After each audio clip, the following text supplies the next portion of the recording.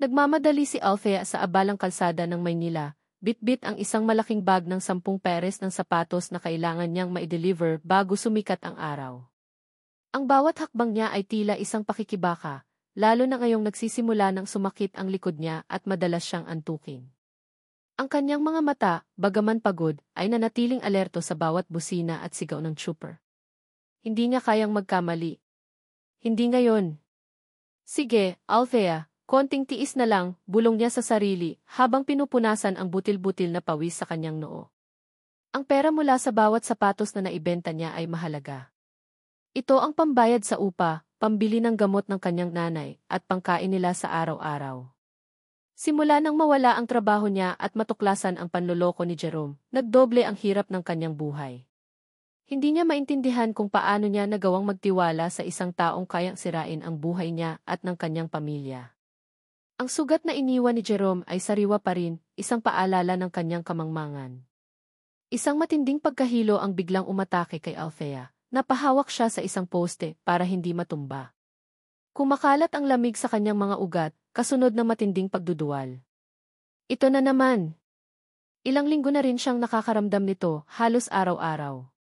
Pero iba na ngayon. Mas matindi. May bumubulong sa kanyang isipan, isang posibilidad na hindi niya gustong harapin. Hindi ito pwede, bulong niya, habang pinipilit na lunukin ang kumukulong sikmura. Kinabukasan, doon na nga nagbago ang lahat.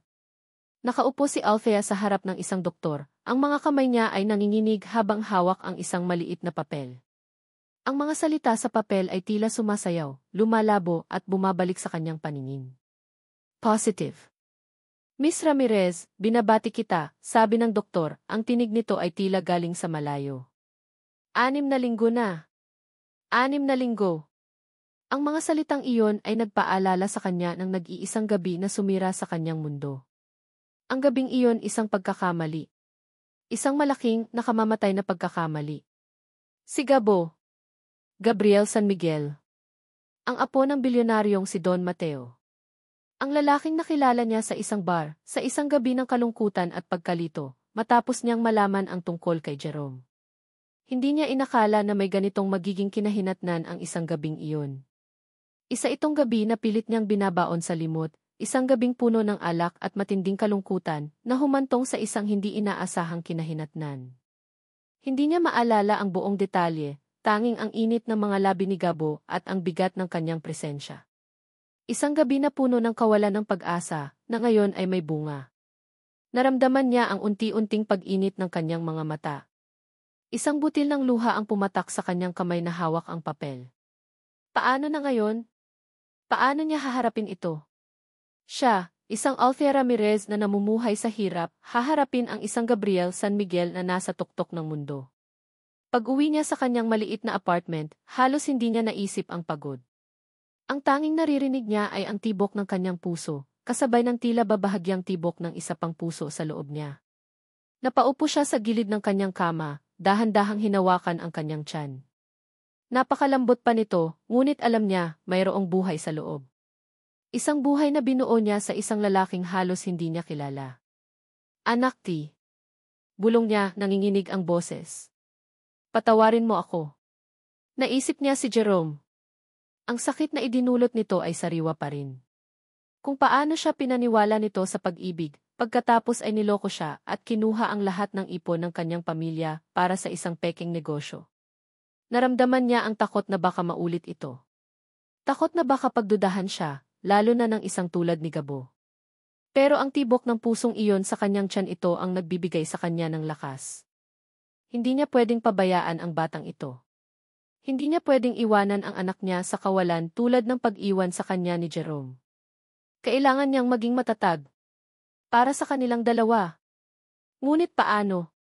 Paano niya sasabihin kay Gabriel San Miguel ang tungkol sa bata? Ang lalaking iyon, malamig at malayo, ay tila isang Diyos na hindi niya kayang lapitan. Ilang araw siyang nag-isip, nagduda, nagplano. Sinubukan niyang maghanap ng ibang paraan. Ngunit sa bawat gabi, habang hinahaplos niya ang kanyang tiyan, naramdaman niya ang koneksyon.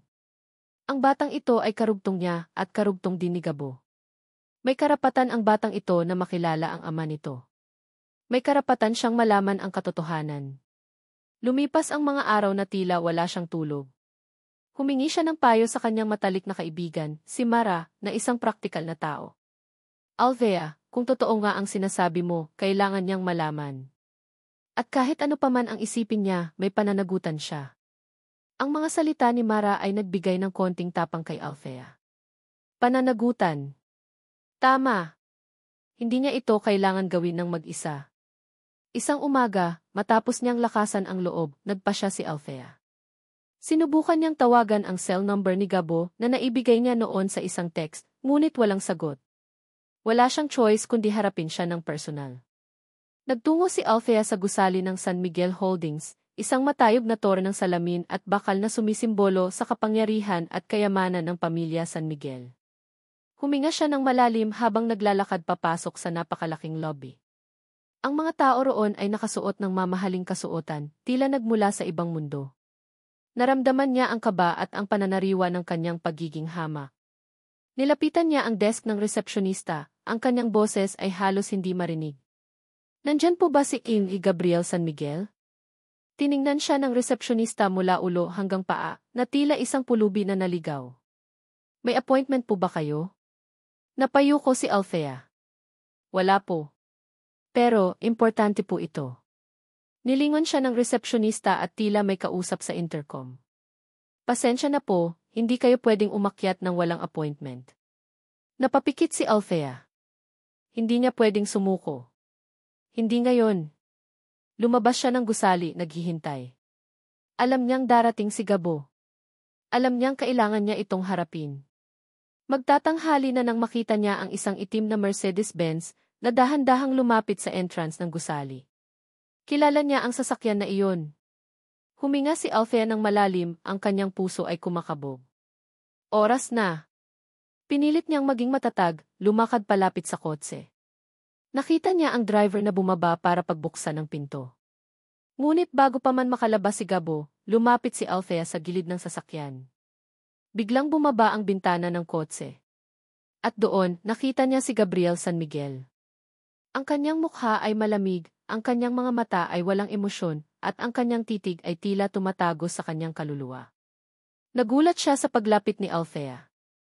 Ano ang ginagawa mo dito, babae? Malamig na tanong ni Gabo, ang kanyang tinig ay nagpapahiwatig ng pagkayamot. Napakunot ang noo ni Gabriel San Miguel. Nagulat siya sa biglaang paglitaw ni Althea Ramirez sa harap niya. Ang huling beses na nakita niya ito ay sa isang bar, isang gabing puno ng kalabuan at pagkabigo. Para itong multo mula sa nakaraan na ayaw niyang balikan. Ano ang ginagawa mo dito, babae? Malamig na tanong ni Gabo, ang kanyang tinig ay nagpapahiwatig ng pagkayamot. Hindi niya pinansin ang panginginig ng kamay ni Althea, habang nakakapit ito sa kanyang bag ang alam niya, isa na naman itong babaeng gustong makinabang sa pangalan niya.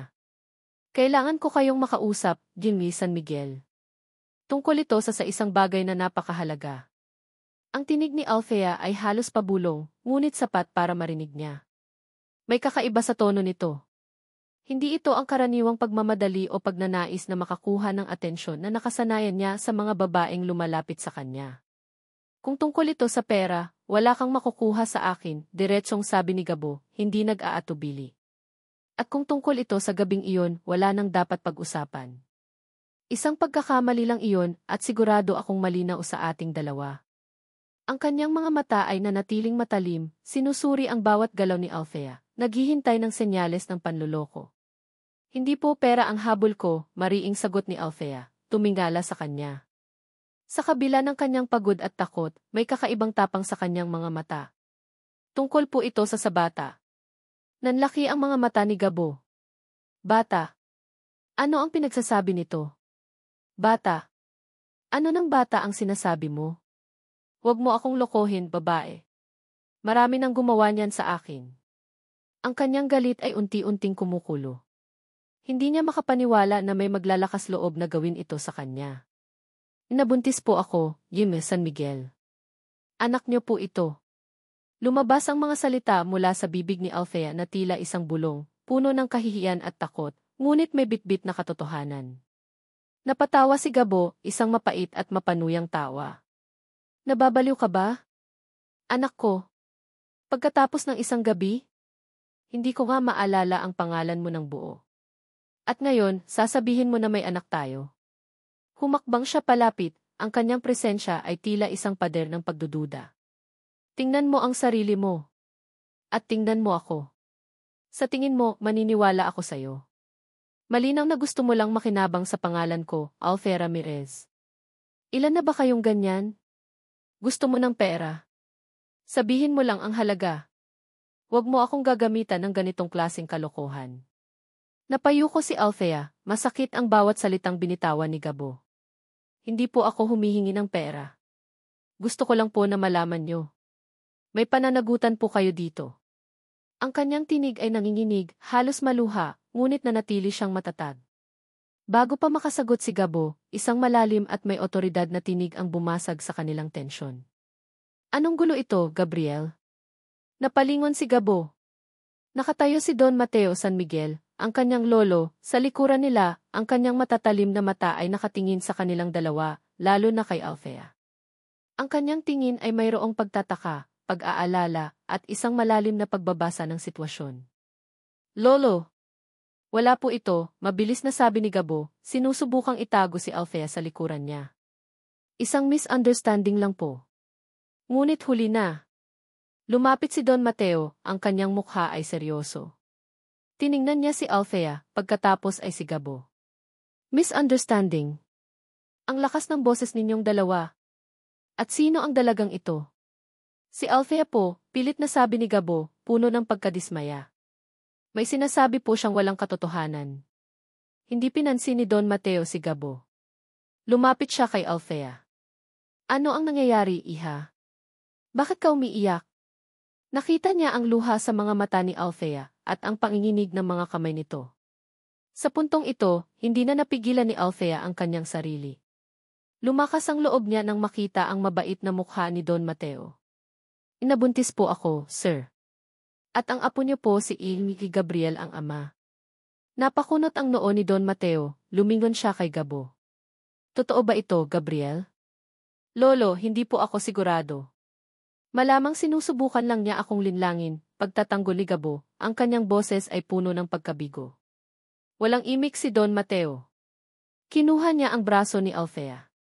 Sumama kayong dalawa sa aking opisina. Hindi ito isang kahilingan kundi isang utos. Sa loob ng marangyang opisina ni Don Mateo, mas matindi ang tensyon. Nakaupo si Althea sa isang gilid, si Gabo naman ay nakatayo sa tapat ng lolo niya, puno ng pagkadismaya. Gabriel, alam mo ang paninindigan ko sa mga bagay na ito, simula ni Don Mateo, ang kanyang tinig ay kalmado ngunit matigas. Mayroon akong nakaraan. Mayroon akong nakitang buhay na nasira, dahil sa isang lalaking hindi kumilala sa kanyang pananagutan. Isang babaeng minsan kong pinangarap tulungan, ngunit huli na ako. Hindi ko hahayaang mangyari ulit iyon sa aking dugo. Sa aking pangalan. Tiningnan niya si Gabo ng matalim. Hindi ko alam kung totoo nga ang sinasabi ng dalagang ito. Ngunit may isang paraan lang para malaman. Magpapadna test kayo. At habang hinihintay natin ang resulta, si Althea ay maninirahan dito sa atin. Bibigyan mo siya ng akomodasyon at pinansyal na suporta. Ano?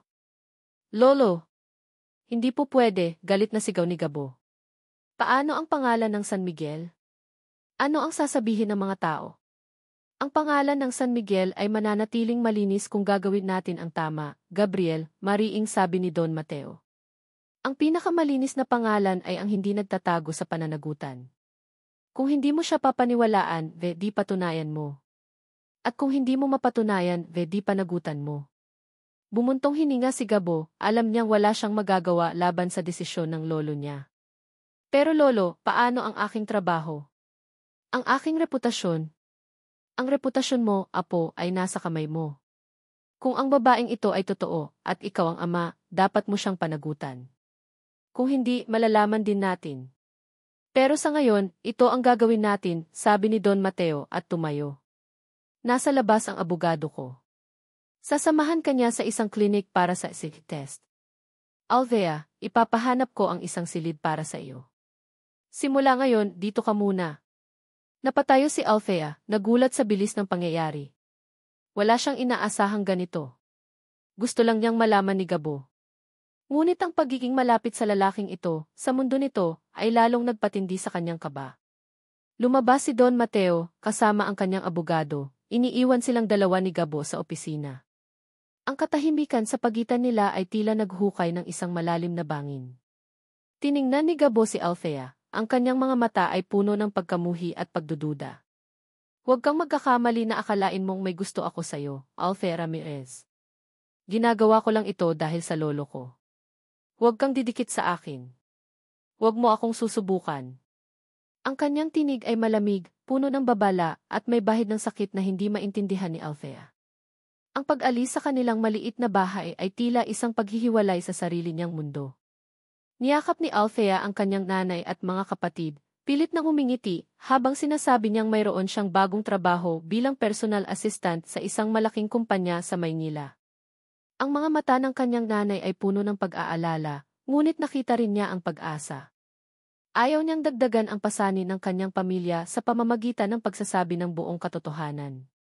Ang pagiging buntis niya sa anak ng isang bilyonaryo, at ang pagdududa nito, ay isang bagay na kailangan niyang harapin ng mag-isa. Mag-iingat ka, anak, sabi ng kanyang nanay, hinaplos ang kanyang pisngi. Tumawag ka palagi. Opo, nanay. Babalik po ako, sagot ni Althea, ang kanyang boses ay nanginginig. Ang bawat hakbang papalayo sa kanilang tahanan ay tila isang pagtalon sa kawalan. Nang makarating siya sa San Miguel Mansion, halos hindi makahinga si Althea sa laki at ganda nito. Ang gate pa lang ay tila isang pader na naghihiwalay sa dalawang mundo. Ang mga estatwa, ang malawak na hardin, ang mismong bahay na tila isang palasyo, lahat ay sumisigaw ng kayamanan at kapangyarihan. Ito ang mundo ni Gabriel San Miguel. At ngayon, kailangan niyang manirahan dito. Isang matandang kasambahay na nagpakilalang si Manang Linda ang sumalubong sa kanya. Ang mga mata nito ay nagtataka, sinusuri ang kanyang simpleng damit at ang maliit niyang bag, ikaw ba si Althea Ramirez? Ang sabi ni Don Mateo, ikaw ang bagong bisita. Ang salitang ibisita ay tila may bahid ng pagdududa. Opo, ako po, mahinang sagot ni Althea, pilit nang umingiti. Halika, ipapakita ko ang iyong silid, sabi ni Manang Linda, ang kanyang tinig ay walang emosyon. Ang silid na inilaan para sa kanya ay malaki at maganda, mas malaki pa sa buong apartment niya. May sariling banyo at balkonahe.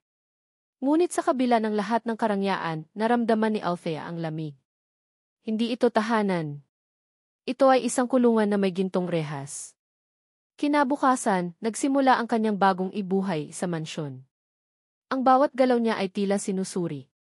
Ang mga kasambahay ay nagbubulungan sa sulok, ang kanilang mga tingin ay puno ng pagtataka at paghuhusga. Alam niya na kumalat na ang balita. Ang babaeng nabuntis ng apo ng Don. Ang pinakamahirap ay ang presensya ni Gabo. Mas madalas niya itong nakikita ngayon sa hapagkainan, sa sala, o sa mga pasilyo. Ngunit sa bawat pagkakataon, tila isang pader ang pagitan nila. Isang umaga, habang nag-aalmusal si Althea nang mag-isa sa malaking mesa, bumaba si Gabo. Hindi niya ito tiningnan, dire-diretso itong umupo sa kabilang dulo ng mesa, malayo sa kanya. Kumain ka, malamig na sabi ni Gabo, hindi man lang siya nilingon. Huwag mong sasayangin ang pera ng lolo ko. Napahawak si Althea sa kanyang kutsara. Masakit. Ngunit hindi niya ipinahalata. Hindi ko po sinasayang ang pera ng sinuman, Jimmy San Miguel. At hindi po ako humihingi ng anuman. Talaga ba? Mapanuyang sagot ni Gabo. Kung hindi ka humihingi, bakit ka nandito? Dahil po sa utos ng lolo nyo, mariing sagot ni Althea, pilit na pinipigilan ang luha. At dahil sa anak ko. At anak nyo. Tumayo si Gabo, hindi na nag-abalang tapusin ang almusal. Huwag mong kalimutan na hindi pa kumpirmado iyan. At huwag kang didikit sa akin. May sarili kang silid. Manatili ka roon. Umalis si Gabo, iniiwan si Althea na mag-isa sa malaking mesa, ang pagkain ay tila nawala ng lasa. Naramdaman niya ang pagkabagabag. Gusto niyang umalis, tumakbo palayo, bumalik sa kanyang simpleng buhay. Ngunit hinawakan niya ang kanyang tiyan. Hindi. Hindi siya pwedeng sumuko. Hindi para sa anak niya. Sa mga sumunod na araw, sinubukan ni Althea na maging abala. Ayaw niyang maging pabigat. Nagpresenta siyang tumulong sa mga kasambahay sa mga simpleng gawain, tulad ng pagdidilig ng halaman o paglilinis ng mga libro sa library. Ngunit pinigilan siya ni Manang Linda. Hindi ka pwedeng gumawa ng ganyan, iha, sabi ni Manang Linda, ang kanyang tinig ay mas malambot na ngayon. Bili ni Don Mateo na magpahinga ka lang. At saka, hindi ka namin pwedeng utusan. Bisita ka. Naramdaman ni Althea ang pagkapahiya. Bisita. Isang bisitang pinaghihinalaan. Isang hapon, habang naglalakad si Althea sa hardin, nakita niya si Gabo na nakaupo sa isang bench, nakatingin sa malayo. Ang kanyang mukha ay seryoso, may malalim na pag-iisip. Hindi niya ito nakitang ganito sa opisina o sa hapagkainan. May kakaibang kalungkutan sa kanyang mga mata, na tila may pinagdadaanan siyang mabigat. Napatigil si Althea. Ang Gabo na nakikita niya ngayon ay iba sa Gabo na malamig at mapanuri. Ito ay isang Gabo na tila may pasanin sa kanyang balikat. Nagkaroon siya ng kaunting kuryosidad. Ano kaya ang iniisip niya? Ano kaya ang pinagdadaanan niya sa likod ng kanyang maskara ng pagiging walang pakialam? Isang gabi, hindi makatulog si Althea. Narinig niya ang mahinang tunog ng keyboard mula sa ibabang palapag. Nagtaka siya. Bumaba siya ng tahimik, sinundan ang tunog. Nakita niya si Gabo sa library, nakaupo sa harap ng isang laptop, napapalibutan ng mga papeles at libro.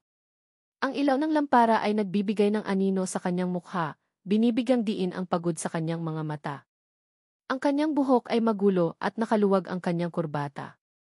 Tila ilang oras na siyang nagtatrabaho. May mga baso ng kape sa tabi niya. Hindi ito ang larawan ng isang bilyonaryong walang ginagawa. Ito ay larawan ng isang taong may mabigat na responsibilidad.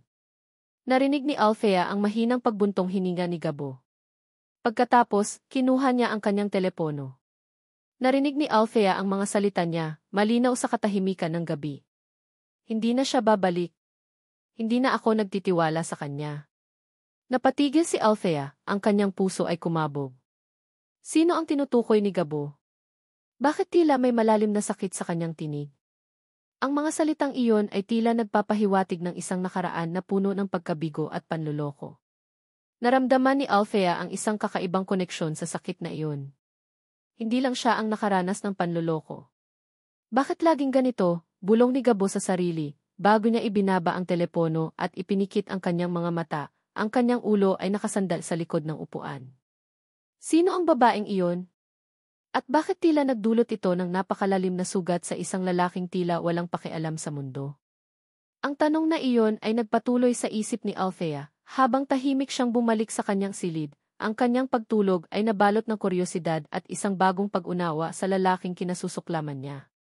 Ang presensya ni Althea Ramirez sa San Miguel Mansion ay tila isang tinik sa lalamunan ni Gabriel. Sa bawat paggising niya, alam niyang nandoon ito, tahimik, halos hindi napapansin. Ngunit ang kanyang pag-iral ay sapat na para guluhin ang nakasanayan niyang kaayusan. Inaasahan niya na magiging pabigat ito, isang babaeng magrereklamo sa bawat kakulangan, o maghahanap ng paraan para makakuha ng mas malaki pang benepisyo. Ngunit kabaligtaran ang nangyayari. Nakita niya ito minsan na nagdidilig ng mga halaman sa hardin, sa kabila ng pagiging buntis. Minsan naman, nakita niya itong tahimik na nagbabasa sa library, na tila isang anino. Hindi ito humihingi ng anuman, hindi nagrereklamo, at halos hindi niya ito naririnig. Nakakainis. Nakakainis dahil hindi ito sumusunod sa kanyang inaasahan. Hindi ito ang tipo ng babaeng nakasanayan niyang lumalapit sa kanya. Manang Linda, bakit hinahayaan niyo siyang gumawa ng ganyan? Tanong ni Gabo isang umaga, habang nakita niya si Althea na nagpupunas ng alikabok sa mga larawan sa sala. Ay, Sir Gabo, siya po ang nagpipilit, sagot ni Manang Linda, na tila may paghanga sa kanyang tinig. Ayaw niya raw pong maging pabigat. Mahusay po siyang bata. Napakunot ang noo ni Gabo. Mahusay? Ito ba ang bagong taktika niya? Ang magpakitang tao para makuha ang loob ng lolo niya? Ang isiping iyon ay lalong nagpatindi sa kanyang pagdududa. Hindi siya madaling malinlang. Ngunit sa kabila ng kanyang pagdududa, may isang bahagi sa kanya ang hindi mapakali. Ang mga mata ni Althea ay laging may bahid ng kalungkutan, at ang kanyang mga galaw ay tila may bitbit na pagod. Naalala niya ang gabing nakita niya itong nag-iisa sa library, at ang mga salitang nabanggit niya tungkol sa pagkawala ng tiwala. May isang bahagi sa kanya ang nagtataka kung ano nga ba ang pinagdadaanan ng babaeng ito. Ngunit mabilis niyang pinigilan ang mga kaisipang iyon. Hindi siya dapat maging malambot. Isang gabi, habang dumadalo si Gabo sa isang high-profile charity gala, isang pamilyar na mukha ang biglang sumalubong sa kanya. Ang kanyang hininga ay tila biglang nawala. Gabo di. Si Isabel Santiago. Ang kanyang dating kasintahan. Ang babaeng sumira sa kanyang tiwala sa pag-ibig. Nakasuot ito ng isang eleganteng gown, ang kanyang ngiti ay tila perpekto, ngunit sa mata ni Gabo, nakita niya ang anino ng nakaraan. Isabelle, malamig na bati ni Gabo, hindi man lang nag-abalang ngumiti. Hindi ka pa rin nagbabago, sabi ni Isabelle, lumapit at sinubukang hawakan ang kanyang braso. Mabilis na umiwas si Gabo.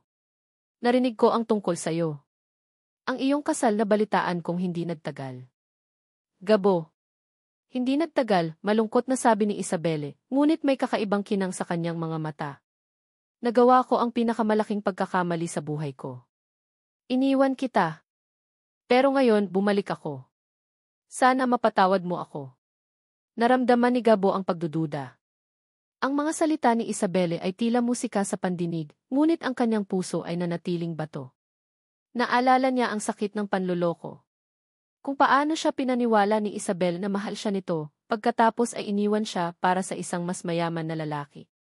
Ang karanasan na iyon ang nagpatigas sa kanyang puso, ang nagdulot ng kanyang pagiging mapanuri sa bawat babaeng lumalapit sa kanya, lalo na sa mga tila naghahanap ng pera. Si Isabelle ang dahilan kung bakit siya naging ganito. Patawad? Hindi madaling ibigay iyan, Isabelle, mariing sabi ni Gabo. Marami nang nangyari. Alam ko, sagot ni Isabelle, ang kanyang mga mata ay puno ng pagsisisi. Pero handa akong patunayan sa'yo. Handa akong gawin ang lahat para maibalik ang nakaraan natin. Ang paglitaw ni Isabelle ay tila isang bagyo na nagbabalik. Kinabukasan, naglakas loob itong dumalaw sa San Miguel Mansion na tila isang matagal ng kaibigan ng pamilya. Sinalubong siya ni Manang Linda ng may pagtataka, ngunit hindi niya ito pinansin. Nandyan ba si Gabo? Tanong ni Isabelle, ang kanyang tinig ay matinis at puno ng otoridad. Nasa sala si Althea, tahimik na nagbabasa ng libro, nang marinig niya ang tinig ni Isabelle. Napalingon siya, at nakita niya ang babaeng may perpektong mukha at tindig. Agad niyang naramdaman ang lamig sa hangin. Oh, ikaw pala, sabi ni Isabelle, lumapit kay Althea, ang kanyang ngiti ay hindi umabot sa kanyang mga mata. Ikaw siguro ang sinasabi ni Gabo na bisita niya. Tumayo si Althea, naramdaman ang pagkabahala. Ako po si Althea Ramirez. Isabel Santiago, sagot ni Isabelle, hindi man lang inabot ang kamay ni Althea. Matagal na kaming magkakilala ni Gabo. Kababata ko siya. At alam ko ang lahat tungkol sa kanya. Tiningnan niya si Althea mula ulo hanggang paa, ang kanyang tingin ay puno ng paghuhusga.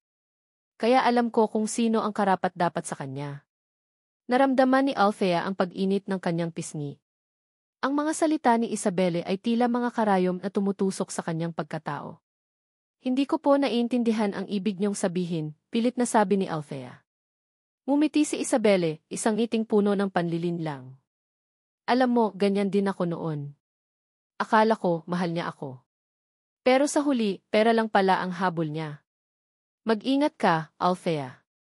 Ang mga lalaki tulad ni Gabo, mahirap paniwalaan ang sinseridad.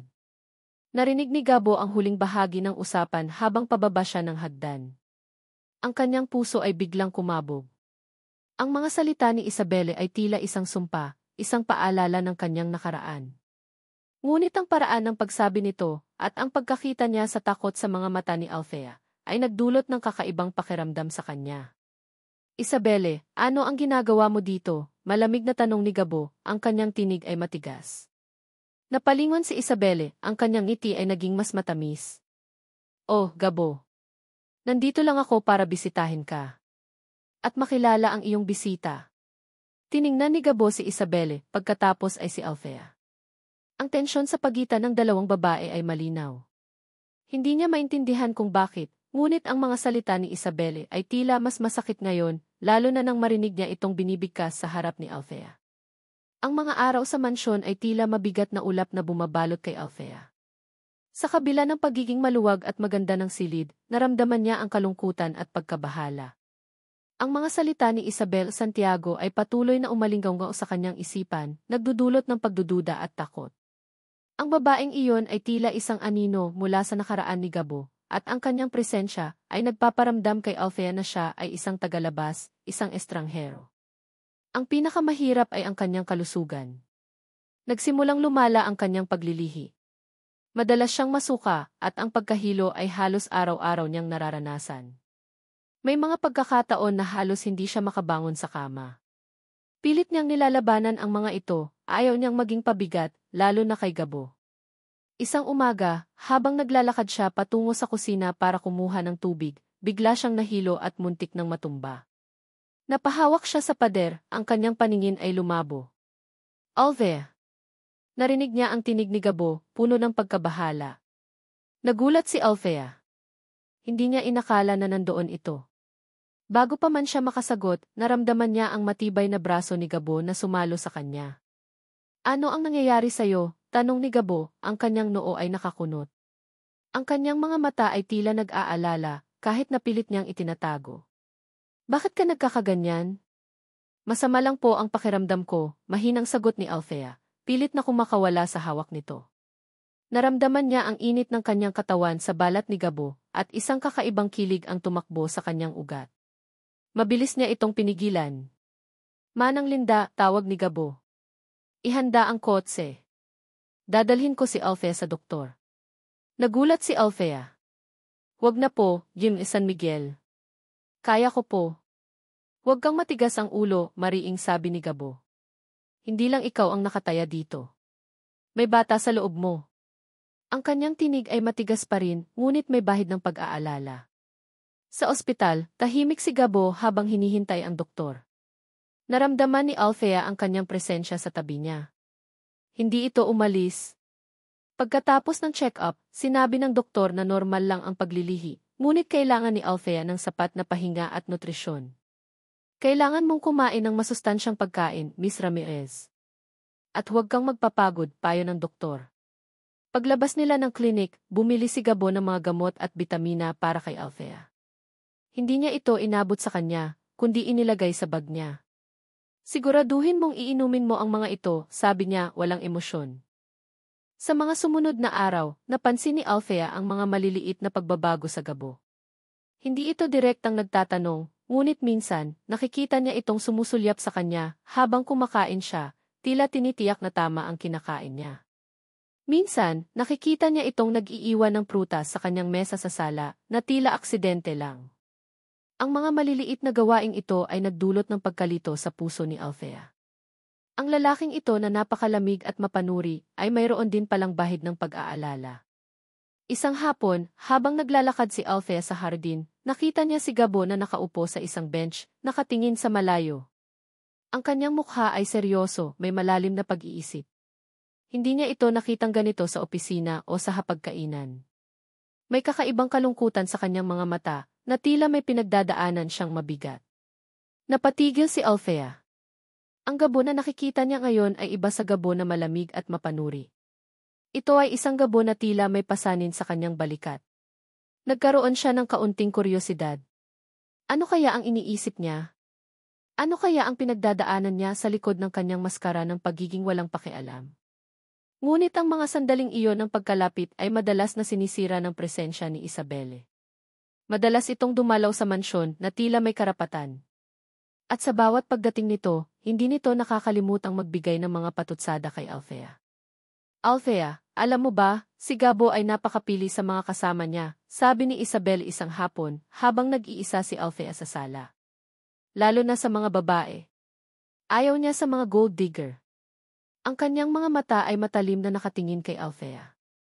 Hindi po ako gold digger, mariing sagot ni Althea, pilit na pinipigilan ang galit. Ngumiti si Isabel. Talaga ba? Kung ganoon, bakit ka nandito? Hindi mo naman siguro kailangan ng pera, hindi ba? Napakagatlabi si Althea. Ang mga salita ni Isabel ay tumatama sa kanyang insecurities. Isang gabi, habang naghahapunan sila, nagtanong si Don Mateo tungkol sa pangalan ng bata. Naisip na ba ninyo ang pangalan ng apo ko? Nagkatinginan si Althea at Gabo. Hindi pa nila napag-uusapan iyon. Hindi pa po, Lolo, sagot ni Gabo, ang kanyang tinig ay walang emosyon. Dapat pag-usapan ninyo iyan, sabi ni Don Mateo. Kailangan ng bata ng pangalan. Pagkatapos ng hapunan, habang naglalakad si Althea, patungo sa kanyang silid, biglang nagsalita si Gabo. May naisip ka na bang pangalan? Nagulat si Althea. Oh, wala pa po. Kayo po? Wala rin, sagot ni Gabo, ang kanyang tingin ay nakatingin sa malayo. Kung lalaki, gusto ko sana. Gabriel A.C.T. Napakunot ang noo ni Althea. Gabriel A.? Sabi ni Gabo, at sa isang iglap, nakita ni Althea ang isang bahid ng ngiti sa kanyang labi, isang ngiting tila nagtatago ng isang bagay na mas malalim. Para may magpapatuloy sa pangalan ng San Miguel. Ang sandaling iyon ay tila isang kislap ng pag-asa, isang maliit na ikiligi na nagdulot ng init sa puso ni Althea. Ngunit mabilis itong nawala nang bumalik si Gabo sa kanyang karaniwang malamig na ekspresyon. Pero kung babae, hindi ko alam, sabi ni Gabo, at naglakad na palayo, iniiwan si Althea na nag-iisa sa pasilyo, ang kanyang puso ay puno ng pagkalito. Ang lalaking ito ay tila isang puzzle na hindi niya maintindihan. Nang gabing iyon, hindi makatulog si Althea. Ang mga salita ni Gabo tungkol sa pangalan ng bata at ang bahid ng ngiti sa kanyang labi ay patuloy na bumabalik sa kanyang isipan. Bumangon siya at naglakad-lakad sa silid. Napansin niya ang isang lumang kabinet sa sulok. Binuksan niya ito at nakita niya ang isang lumang kahon. Sa loob, mayroong ilang lumang libro at isang notebook. Kinuha niya ang notebook. Mukhang luma na at may mga sulat kamay ni Gabo. Sa huling pahina, may nakasulat na mga salita na tila isinulat sa gitna ng matinding emosyon. Hindi ko na alam kung sino ang dapat kong paniwalaan. Bakit laging ganito? Napakunot ang noo ni Althea. Ang mga salitang iyon ay tila naglalarawan ng isang malalim na sakit, isang pagdududa na tila matagal nang bumabalot sa puso ni Gabo. Sino ang tinutukoy niya? At bakit tila pareho sila ng pinagdadaanan? Ang pagbabalik ni Isabel Santiago sa kanyang buhay ay tila isang lumang sugat na muling nagdugo. Sa bawat pagbisita nito sa mansyon, o sa bawat pagtatangka nitong makipagkita sa kanya sa labas, lalong lumalalim ang iritasyon ni Gabo. Ang kanyang ngiti ay tila laging may nakatagong agenda, at ang kanyang mga salita ay puno ng matatamis na pangako na alam ni Gabo na walang laman. Gabo, dapat nating ipaalam sa publiko ang tungkol sa atin, sabi ni Isabel isang hapon sa kanyang opisina, habang pilit nitong inaayos ang kanyang kurbata. Para malaman ng lahat na tayo pa rin. Tutulungan kitang linisin ang pangalan mo mula sa babaeng iyon. Ang kanyang tingin ay matalim na nakatingin sa direksyon ng mansyon. Mabilis na umiwas si Gabo. Wala tayong dapat ipaalam, Isabel. Walang tayo. At hindi ko kailangan ng tulong mo para linisin ang pangalan ko. Hindi ko rin kailangan ng tulong mo para sirain ang pangalan ng ibang tao. Ang kanyang boses ay matigas, puno ng pagkabigo. Ang pagtatangka ni Isabel na i-manipulate siya ay lalong nagpatibay sa kanyang pagdududa. Pero Gabo, para sa'yo ito, pilit ni Isabel, ang kanyang boses ay tila nagmamakaawa. Alam kong nasaktan kita noon pero nagbago na ako. Gusto ko lang na maging maayos ang lahat para sa'yo. Kung gusto mong maging maayos ang lahat, iwanan mo na ako, diretsyong sabi ni Gabo, hindi nag-aatubili. Ang pagiging mapilit ni Isabelle ay lalong nagpatindi sa kanyang pagdududa.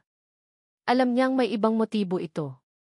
Isang hapon, habang nagmamaneho si Gabo pauwi mula sa isang meeting, nakita niya si Isabel na nakaupo sa isang coffee shop, nakikipag-usap sa isang lalaki. Ang lalaki ay may matalim na tingin at tila may kakaibang aura ng panganib. Hindi niya ito kilala, ngunit ang paraan ng pakikipag-usap ni Isabel sa lalaki ay tila mailihim. Napakunot ang noo ni Gabo. Bakit nakikipag-usap si Isabel sa isang ganoong klaseng tao? Nagkaroon siya ng kutob na mayroong mas malalim na nangyayari. Nagpa siya si Gabo na ipaimbestiga ang lalaking iyon. Kinabukasan, habang naglalakad si Althea sa labas ng mansyon patungo sa isang maliit na tindahan para bumili ng ilang personal na gamit, pinilit niyang maglakad para makatipid, hindi niya napansin ang isang anino na sumusunod sa kanya. Althea. Napatigil si Althea. Ang tinig na iyon isang tinig na matagal na niyang pinilit kalimutan. Dahan-dahan siyang lumingon. Nakatayo si Jerome de la Cruz, ang kanyang dating kasintahan, ang lalaking sumira sa kanyang buhay. Ang kanyang ngiti ay tila isang ahas, puno ng panlilinlang. Jerome, bulong ni Althea, ang kanyang puso ay biglang kumabog sa takot. Naramdaman niya ang lamig sa kanyang mga buto. Hindi mo na ako kilala, mapanuyang tanong ni Jerome, lumapit. Ang bilis mo namang makalimot. O sadyang abala ka lang sa pagiging buntis? Ang kanyang mga mata ay matalim na nakatingin sa tiyan ni Althea. Ano ang ginagawa mo dito? Mariing tanong ni Althea, pilit na pinipigilan ang takot. Narinig ko ang balita, sabi ni Jerome, tumawa. Napakabilis mo namang makahanap ng bago. At isang bilyonaryo pa. Ang galing mo talaga, Althea. Huwag mo akong kausapin, sabi ni Althea, susubukang lumayo. Ngunit mabilis na hinawakan ni Jerome ang kanyang braso. Teka lang. Hindi pa tayo tapos. Akala mo ba nakalimutan ko na ang ginawa mo sa akin? Ang pagpapahiya mo sa akin. Ikaw ang nanloko sa akin. Ikaw ang nagnakaw ng pera namin, galit na sabi ni Althea, ang kanyang tinig ay nanginginig. Pera, mapanuyang sabi ni Jerome. Hindi mo naman siguro kailangan ng pera ngayon, hindi ba? May bilyonaryo ka na. Pero ako, kailangan ko. Kaya siguro, dapat nating pag-usapan ito. Sinubukan niyang hawakan ang kamay ni Althea. Sa sandaling iyon, isang malakas na tinig ang umalingaw-ngaw. Bitawan mo siya. Napalingon si Althea at Jerome. Nakatayo si Gabo, ang kanyang mukha ay puno ng galit, ang kanyang mga mata ay tila nagliliyab. Nakita niya ang buong pangyayari.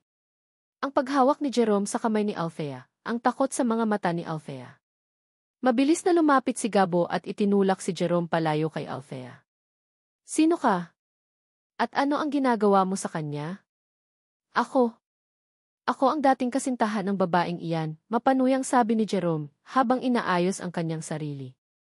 At ikaw naman siguro ang bago niyang biktima? Naramdaman ni Gabo ang pag-init ng kanyang ulo. Umalis ka, bago pa ako mawalan ng pasensya. Hindi pa tayo tapos, Althea, huling sabi ni Jerome. Bago siya tumakbo palayo, ang kanyang tingin ay puno ng banta. Nilingon ni Gabo si Althea, ang kanyang mukha ay seryoso. Sino ang lalaking iyon? At bakit kanya kinakausap? Si Jerome po ang dating kasintahan ko, mahinang sagot ni Althea, ang kanyang boses ay nanginginig pa rin sa takot. Siya po ang nanloko sa akin noon. Nanloko, pagdududa ni Gabo. Anong klaseng panloloko? Napayuko si Althea. Hindi niya kayang sabihin ang tungkol sa pera. Ang kahihiyan ay masyadong malaki. Basta po nanloko po siya. Kaya po ako nagkakaganyan ngayon. Tinitigan ni Gabo si Althea, sinusuri ang bawat galaw at ekspresyon nito. Naramdaman niya ang isang kakaibang pakiramdam sa kanyang dibdib. Hindi ito ang galit na nakasanayan niya. May bahid ito ng pag-aalala at isang kakaibang pagtataka. Bakit niya naramdaman iyon? May tinatago ka pa, Althea Ramirez, mariing sabi ni Gabo, ang kanyang mga mata ay matalim. Hindi lang tungkol sa dating nobyo mo. At alam kong may koneksyon ito sa mga taong nakikita kong kasama ni Isabel. Kinagabihan, habang nasa kanyang opisina si Gabo, nakatingin sa isang lumang litrato niya at ni Isabel noong sila pa. Ang kanyang puso ay puno ng pagkabigo. Ang mga alaala ng panloloko ni Isabel ay sariwa pa rin. Ang kanyang pagdududa sa mga babae ay nag-ugat sa babaeng iyon. Biglang tumunog ang kanyang telepono. Isang hindi kilalang numero. Nag-alinlangan siya, ngunit sinagot niya rin. San Miguel, isang boses na tila binago ang tono ang nagsalita sa kabilang linya, halos pabulong. Mayroong mas malalim na sikreto si Althea, San Miguel. Hindi lang tungkol sa dating nobyo niya. At kasama si Ilya Santiago sa gulo na ito. Ang mga araw na lumipas ay tila mabagal na pagdulas ng buhangin sa kanyang kamay. Ang presensya ni Gabo ay hindi na kasing lamig tulad ng dati, at ang mga maliliit na pag-aalaga nito ay nagdulot ng kakaibang init sa puso ni Althea. Sa kabila ng pagdududa na bumabalot sa kanila, may isang bahagi sa kanya ang umaasa na magiging maayos ang lahat. Ang pagdating ni Jerome ay nagdulot ng takot, ngunit ang pagtatanggol ni Gabo sa kanya ay nagbigay ng isang maliit na kislap ng pag-asa. Ngunit ang lahat ng iyon ay nakasalalay sa isang bagay, ang resulta ng test. Isang umaga, ipinatawag sila ni Don Mateo sa kanyang opisina. Ang hangin ay puno ng tensyon. Nakaupo si Gabo sa tabi niya, ang kanyang mukha ay seryoso, walang emosyon. Si Don Mateo naman ay nakaupo sa kanyang desk, ang kanyang mga mata ay nakatingin sa isang brown envelope. Narito na ang resulta, sabi ni Don Mateo, ang kanyang tinig ay kalmado ngunit may bahid ng pag-aalala. Naramdaman ni Althea ang pagbilis ng tibok ng kanyang puso.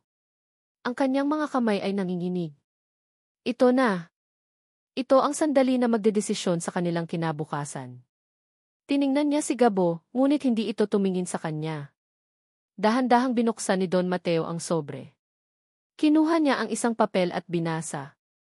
Ang kanyang noo ay unti-unting kumunot. Ang kanyang mga mata ay tila nagulat, pagkatapos ay naging malungkot.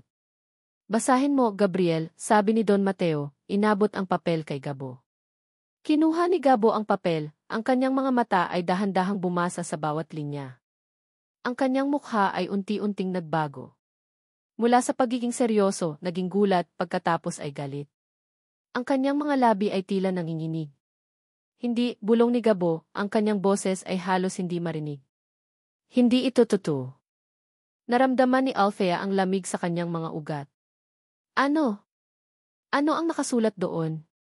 Ano po iyan, Jim A. San Miguel? Tanong ni Althea, ang kanyang boses ay nanginginig. Tiningnan siya ni Gabo, ang kanyang mga mata ay puno ng pagkamuhi, tila isang apoy na handang sumunog. Ikaw? Manloloko ka. Paano mo nagawa ito? Ano po, naguguluhang tanong ni Althea. Ibinato ni Gabo ang papel sa mesa at lumipad ito sa harapan ni Althea. Ang kanyang mga mata ay dahan-dahang bumasa sa mga salita. N. Gabriel San Miguel is excluded as the biological father. Napakunot ang noo ni Althea. Hindi. Hindi ito totoo. Impossible. Ang kanyang puso ay tila tumigil sa pagtibok. Ang kanyang mundo ay gumuho. Hindi totoo yan, sigaw ni Althea. Ang kanyang boses ay puno ng pagkabigla at galit. Anak ko yan. Anak niyo yan. Huwag mo akong lokohin, Althea Ramirez, galit na sigaw ni Gabo, tumayo at lumapit sa kanya. Malinaw ang resulta. Hindi ako ang ama. Ginawa mo lang ito para makakuha ng pera. Para makapasok sa pamilya namin. Hindi. Hindi po. Hindi ako kailanman magsisinungaling tungkol sa anak ko, umiiyak na sabi ni Althea. Ang kanyang mga luha ay umaagos sa kanyang pisngi. Alam ko po na anak niyo yan. Alam ko po. Paano mo malalaman? Ikaw lang ang nakakaalam kung sino ang nakasama mo, mapanuyang sabi ni Gabo. Ang kanyang mga salita ay tila mga patalim na tumutusok sa puso ni Althea. Gabriel. Tumigil ka na, mariing sabi ni Don Mateo, ang kanyang tinig ay puno ng pagkadismaya. Ngunit ang kanyang mga mata ay nakatingin kay Althea, tila naghahanap ng katotohanan. Lolo, nakita niyo na. Malinaw ang resulta. Niloloko lang niya tayo, sabi ni Gabo, ang kanyang boses ay puno ng pagkabigo at galit. Ang kanyang pagdududa ay lalong lumalim at ang kanyang tiwala ay tuluyang nawala. Sa sandaling iyon, bumukas ang pinto. Pumasok si Isabel Santiago na tila nagkataon lang. Ang kanyang ngiti ay matamis, ngunit may bahid ng pananagumpay. Oh, anong nangyayari dito? Tanong ni Isabel, ang kanyang mga mata ay nakatingin kay Althea. Mukhang may masamang balita. Wala ka nang pakialam dito, Isabel, malamig na sabi ni Gabo. Oh, Gabo. Nag-aalala lang ako sa'yo, sabi ni Isabel, lumapit kay Gabo at hinawakan ang kanyang braso. Alam ko na mahirap paniwalaan ang mga taong hindi mo kilala. Lalo na kung mayroon silang ibang motibo. Tiningnan niya si Althea, ang kanyang tingin ay puno ng panlilibak. Hindi lahat ay kasing tapat ng iniisip mo, Althea. Ang mga tao ay nagbabago. At ang mga katotohanan ay lumalabas. Naramdaman ni Althea ang pag-init ng kanyang pisngi. Ang mga salita ni Isabelle ay tila nagpapatunay sa kanyang mga takot. Ang kanyang puso ay durog. Hindi niya maintindihan kung paano nangyari ito. Paano nagkaroon ng maling resulta? Hindi totoo yan, sigaw ni Althea. Ang kanyang boses ay puno ng kawalan ng pag-asa. Kinuha niya ang papel sa mesa, ang kanyang mga kamay ay nanginginig. Ang mga salita ay tila sumasayaw sa kanyang paningin. N. Gabriel San Miguel is excluded as the biological father. Tumakbo si Althea palabas ng opisina, ang kanyang mga luha ay umaagos. Hindi niya alam kung saan siya pupunta. Ang kanyang mundo ay gumuho. Ang kanyang pag-asa ay nawala. Ang kanyang tiwala kay Gabo, na nagsisimula pa lang sanang mabuo, ay tuluyang nawasak. Naiwan si Gabo at Don Mateo sa opisina. Tiningnan ni Gabo ang pinto kung saan lumabas si Althea. Ang kanyang mukha ay puno ng galit, ngunit may bahid ng pagkalito. May isang maliit na tinig sa kanyang isipan na nagtatanong. Paano kung totoo ang sinasabi niya? Paano kung may iba pang nangyayari? Ngunit mabilis niyang pinigilan ang mga kaisipang iyon. Ang resulta ay malinaw. At ang kanyang tiwala ay nasira na. Ang bawat hakbang ni Althea palabas ng San Miguel Mansion ay tila isang pagbagsak. Ang kanyang mga luha ay umaagos, lumalabo ang kanyang paningin. Ang mga salita ni Gabo, ang kanyang galit, ang kanyang pagdududa, ay umalingaw-ngaw sa kanyang isipan, kasabay ng mapanlibak ng ngiti ni Isabelle. Ang mundo ay tila gumuho sa ilalim ng kanyang mga paa. Althea! Sandali! Narinig niya ang tinig ni Don Mateo sa kanyang likuran. Ngunit hindi siya lumingon. Hindi niya kayang harapin ang sinuman. Ang kahihiyan ay masyadong malaki. Iha, huwag kang umalis, sabi ni Don Mateo, hinawakan ang kanyang braso. Ang kanyang tinig ay puno ng pag-aalala. Manatili ka rito. May paraan pa. Hindi ako naniniwala sa resultang iyan. Nilingon ni Althea si Don Mateo, ang kanyang mga mata ay puno ng sakit. Salamat po, Don Mateo. Pero hindi ko na po kaya. Hindi ko po kayang manatili rito kung pagdududahan ako ng sariling ama ng anak ko. Ang kanyang boses ay nanginginig. Hindi ko po kayang makita si Amy San Miguel na puno ng galit sa akin araw-araw. Pero ang bata, Althea, pilit ni Don Mateo.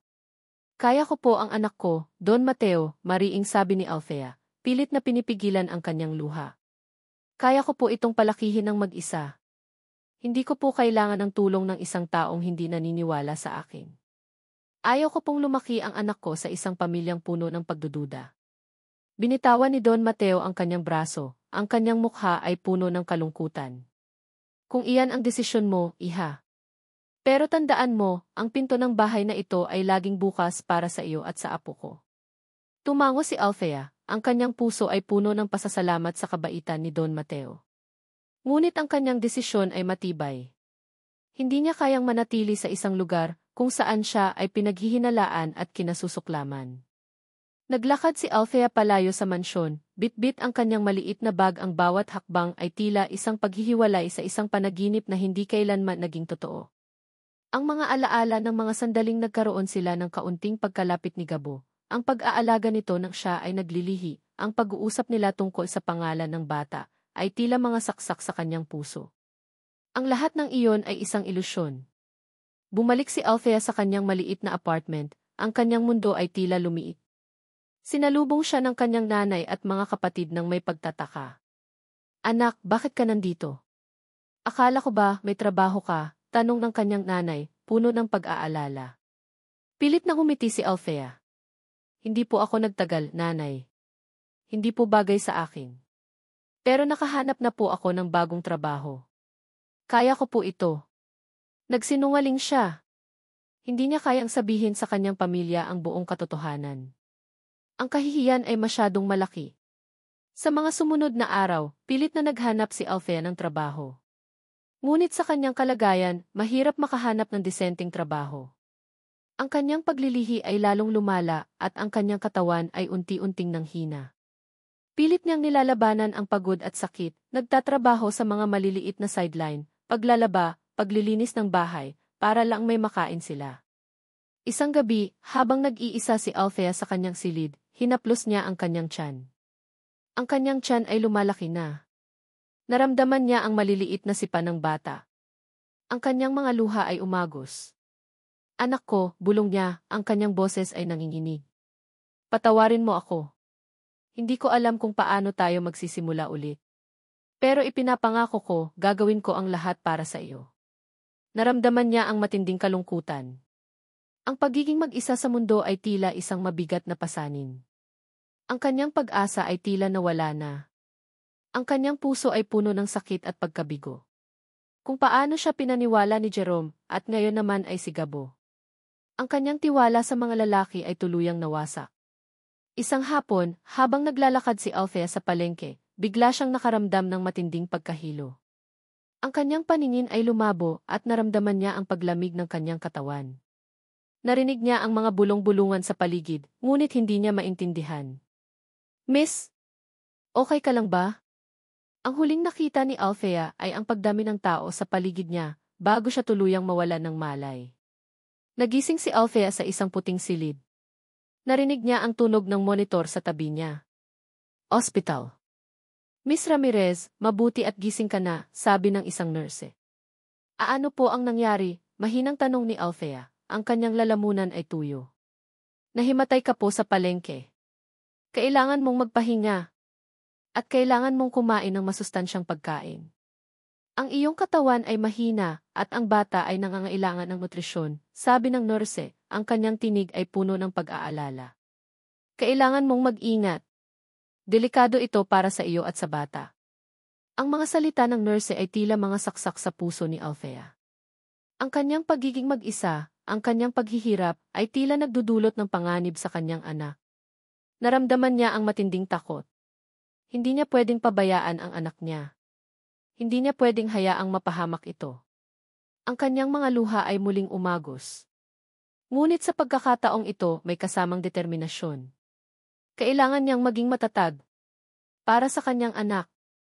Ang mga araw matapos umalis si Althea ay tila walang kulay para kay Gabriel. Sa kabila ng kanyang galit at pakiramdam na niloko, may isang bahagi sa kanya ang hindi mapakali. Ang kanyang opisina, na dati ay kanlungan niya mula sa kaguluhan ng mundo, ay tila naging kulungan ng kanyang sariling mga iniisip. Ang mga numero sa financial reports ay tila lumalabo, at ang bawat desisyon ay tila walang kabuluhan. Ang kanyang isipan ay patuloy na bumabalik sa mukha ni Althea, ang kanyang mga luha, ang kanyang pagkabigla, at ang kanyang matinding pagtanggi sa resulta ng test. Hindi ko alam kung bakit, Lolo, pero hindi ako mapakali, sabi ni Gabo kay Don Mateo isang hapon, habang nag-iisa silang nagkakape sa hardin. Ang resulta ay malinaw, pero may isang bagay na hindi tama. Tiningnan siya ni Don Mateo, ang kanyang mga mata ay puno ng pag-unawa. Alam ko, Apo. Kaya nga, hindi pa ako sumusuko. Nagulat si Gabo. Anong ibig niyong sabihin, Lolo? Simula nang lumabas ang resulta, mayroon akong ipinaimbestiga, sabi ni Don Mateo, ang kanyang tinig ay kalmado. Hindi ako naniniwala na magsisinungaling si Althea. May isang bagay na kakaiba sa lahat ng ito. At mayroon na akong ilang impormasyon. Kinuha ni Don Mateo ang isang folder mula sa kanyang tabi. Ang laboratorio na kumuha ng sample ay mayroong reputasyon. Ngunit ang taong nagproseso ng sample ay biglang nagbakasyon pagkatapos ng insidente. At mayroon ding mga ulat na nakita si Isabel na nakikipag-ugnayan sa ilang tao na may koneksyon sa underworld. Hindi lang sa pera, kundi sa mga taong kayang gumawa ng ganoong klaseng bagay. Nanlaki ang mga mata ni Gabo. Isabel? Ang babaeng iyon na nakita niyang kasama ni Jerome. Ang lalaking iyon na may kakaibang aura. Biglang nagkaroon ng koneksyon ang lahat. Ang pagiging mapilit ni Isabel, ang kanyang paglitaw sa opisina, ang kanyang mga salita kay Althea. Ang lahat ng iyon ay tila bahagi ng isang malaking plano. Isabel, bulong ni Gabo, ang kanyang boses ay puno ng galit. Siya. Pero bakit? Ang galit ay nagbubulag, Apo, sabi ni Don Mateo. Ang pagdududa ay nagpapahina. Kailangan mong tingnan ang lahat ng ito nang may malinaw na isip. Ang babaeng iyon ay mayroong motibo. Gusto kanyang makuha ulit. At ang pagdating ni Althea ay isang balakid sa kanyang plano. Naramdaman ni Gabo ang matinding galit. Hindi lang dahil sa posibleng panloloko ni Isabel, kundi dahil sa kanyang sariling kamangmangan. Paano niya nagawang pagdudahan si Althea ng ganoon kadali? Paano niya nagawang baliwalain ang kanyang sariling kutob? Ang pagdududa niya, na nag-ugat sa panloloko ni Isabel noon, ay ginamit laban sa kanya. Kailangan kong malaman ang buong katotohanan, Lolo, mariing sabi ni Gabo, ang kanyang mga kamao ay nakakuyom. Ako mismo ang mag-imbestiga. Kinabukasan, hindi na pumasok si Gabo sa opisina. Sa halip, nagtungo siya sa laboratorio kung saan kinuha ang sample ng ihi. Ginamit niya ang kanyang impluwensya, ang kanyang pangalan, para makakuha ng impormasyon. Kinausap niya ang mga staff, ang mga teknisyan. Maraming nag-aatubili, ngunit sa huli, may isang teknisyan na, dahil sa takot sa pangalan ng San Miguel at sa pagkakita sa matinding determinasyon ni Gabo, ay naglakas loob na magsalita. Sir, may nangyari po, bulong ng teknisyan, ang kanyang mukha ay puno ng takot. Ang sample po ni Miss Ramirez may nagpalit po. Hindi po namin alam kung sino, pero may nag-utos po sa amin na palitan ang sample. May malaking halaga po ang kapalit. Nanlaki ang mga mata ni Gabo. Ang kanyang hininga ay tila tumigil. Ang kanyang puso ay kumabog ng napakabilis. Ang kanyang mga hinala ay totoo. Ang lahat ng ito ay isang malaking panloloko. Sino ang nag-utos? Galit na tanong ni Gabo, hinawakan ang kwelyo ng teknisyan. Isang babae po, sir. Maganda po. At may kasama po siyang lalaki na tila-tila may koneksyon sa mga masasamang tao, sabi ng teknisyan, nanginginig. Hindi po namin alam ang pangalan nila. Pero may binigay po silang pera. Marami pong pera. Isabel. At Jerome. Ang mga piraso ng puzzle ay unti-unting nabubuo sa isipan ni Gabo. Ang galit ay kumukulo sa kanyang dibdib. Galit kay Isabelle, galit kay Jerome, at higit sa lahat, galit sa kanyang sarili. Mayroon ba kayong kopya ng orihinal na resulta? Tanong ni Gabo, ang kanyang tinig ay nanginginig. Nag-aalangan ang teknisyan, ngunit sa huli, ibinigay niya ang isang sealed envelope kay Gabo. Ito po ang orihinal na resulta, sir. Hindi po namin ito dapat ibigay, pero alam po namin na may mali. Kinuha ni Gabo ang sobre, ang kanyang mga kamay ay nanginginig. Binuksan niya ito at binasa ang mga salita. Gabriel San Miguel is confirmed as the biological father. Ang mga salitang iyon ay tila isang malakas na suntok sa kanyang dibdib. Siya nga ang ama. Ang bata ay anak niya. At si Althea, ang babaeng pinagbintangan niya, ang babaeng pinagdudahan niya, ay nagsasabi ng totoo sa lahat ng oras. Naramdaman ni Gabo ang matinding pagsisisi. Ang sakit na idinulot niya kay Althea, ang pagpapahiya na ibinigay niya sa kanya. Ang lahat ng iyon ay tila bumabalik sa kanya, doble ang sakit. Kinuha niya ang kanyang telepono, ang kanyang mga kamay ay nanginginig. Kailangan niyang hanapin si Althea. Kailangan niyang humingi ng tawad. Tiningnan ni Gabo ang orihinal na resulta ng AFE test, ang kanyang mga mata ay puno ng luha. Ang larawan ni Althea, na may pagod ngunit matapang na mukha, ay lumitaw sa kanyang isipan. Althea, humingi ako ng tawad. Bulong ni Gabo, ang kanyang boses ay puno ng pagsisisi. Babalik ako para sa'yo. Ang mga araw ni Althea ay tila isang walang katapusang pagsubok. Ang kanyang katawan ay mahina, at ang kanyang isipan ay puno ng pag-aalala para sa kanyang anak. Ang mga salita ng nurse sa ospital ay patuloy na umalinggaw sa kanyang isipan, kailangan niya ng pahinga, kailangan niya ng nutrisyon. Ngunit paano?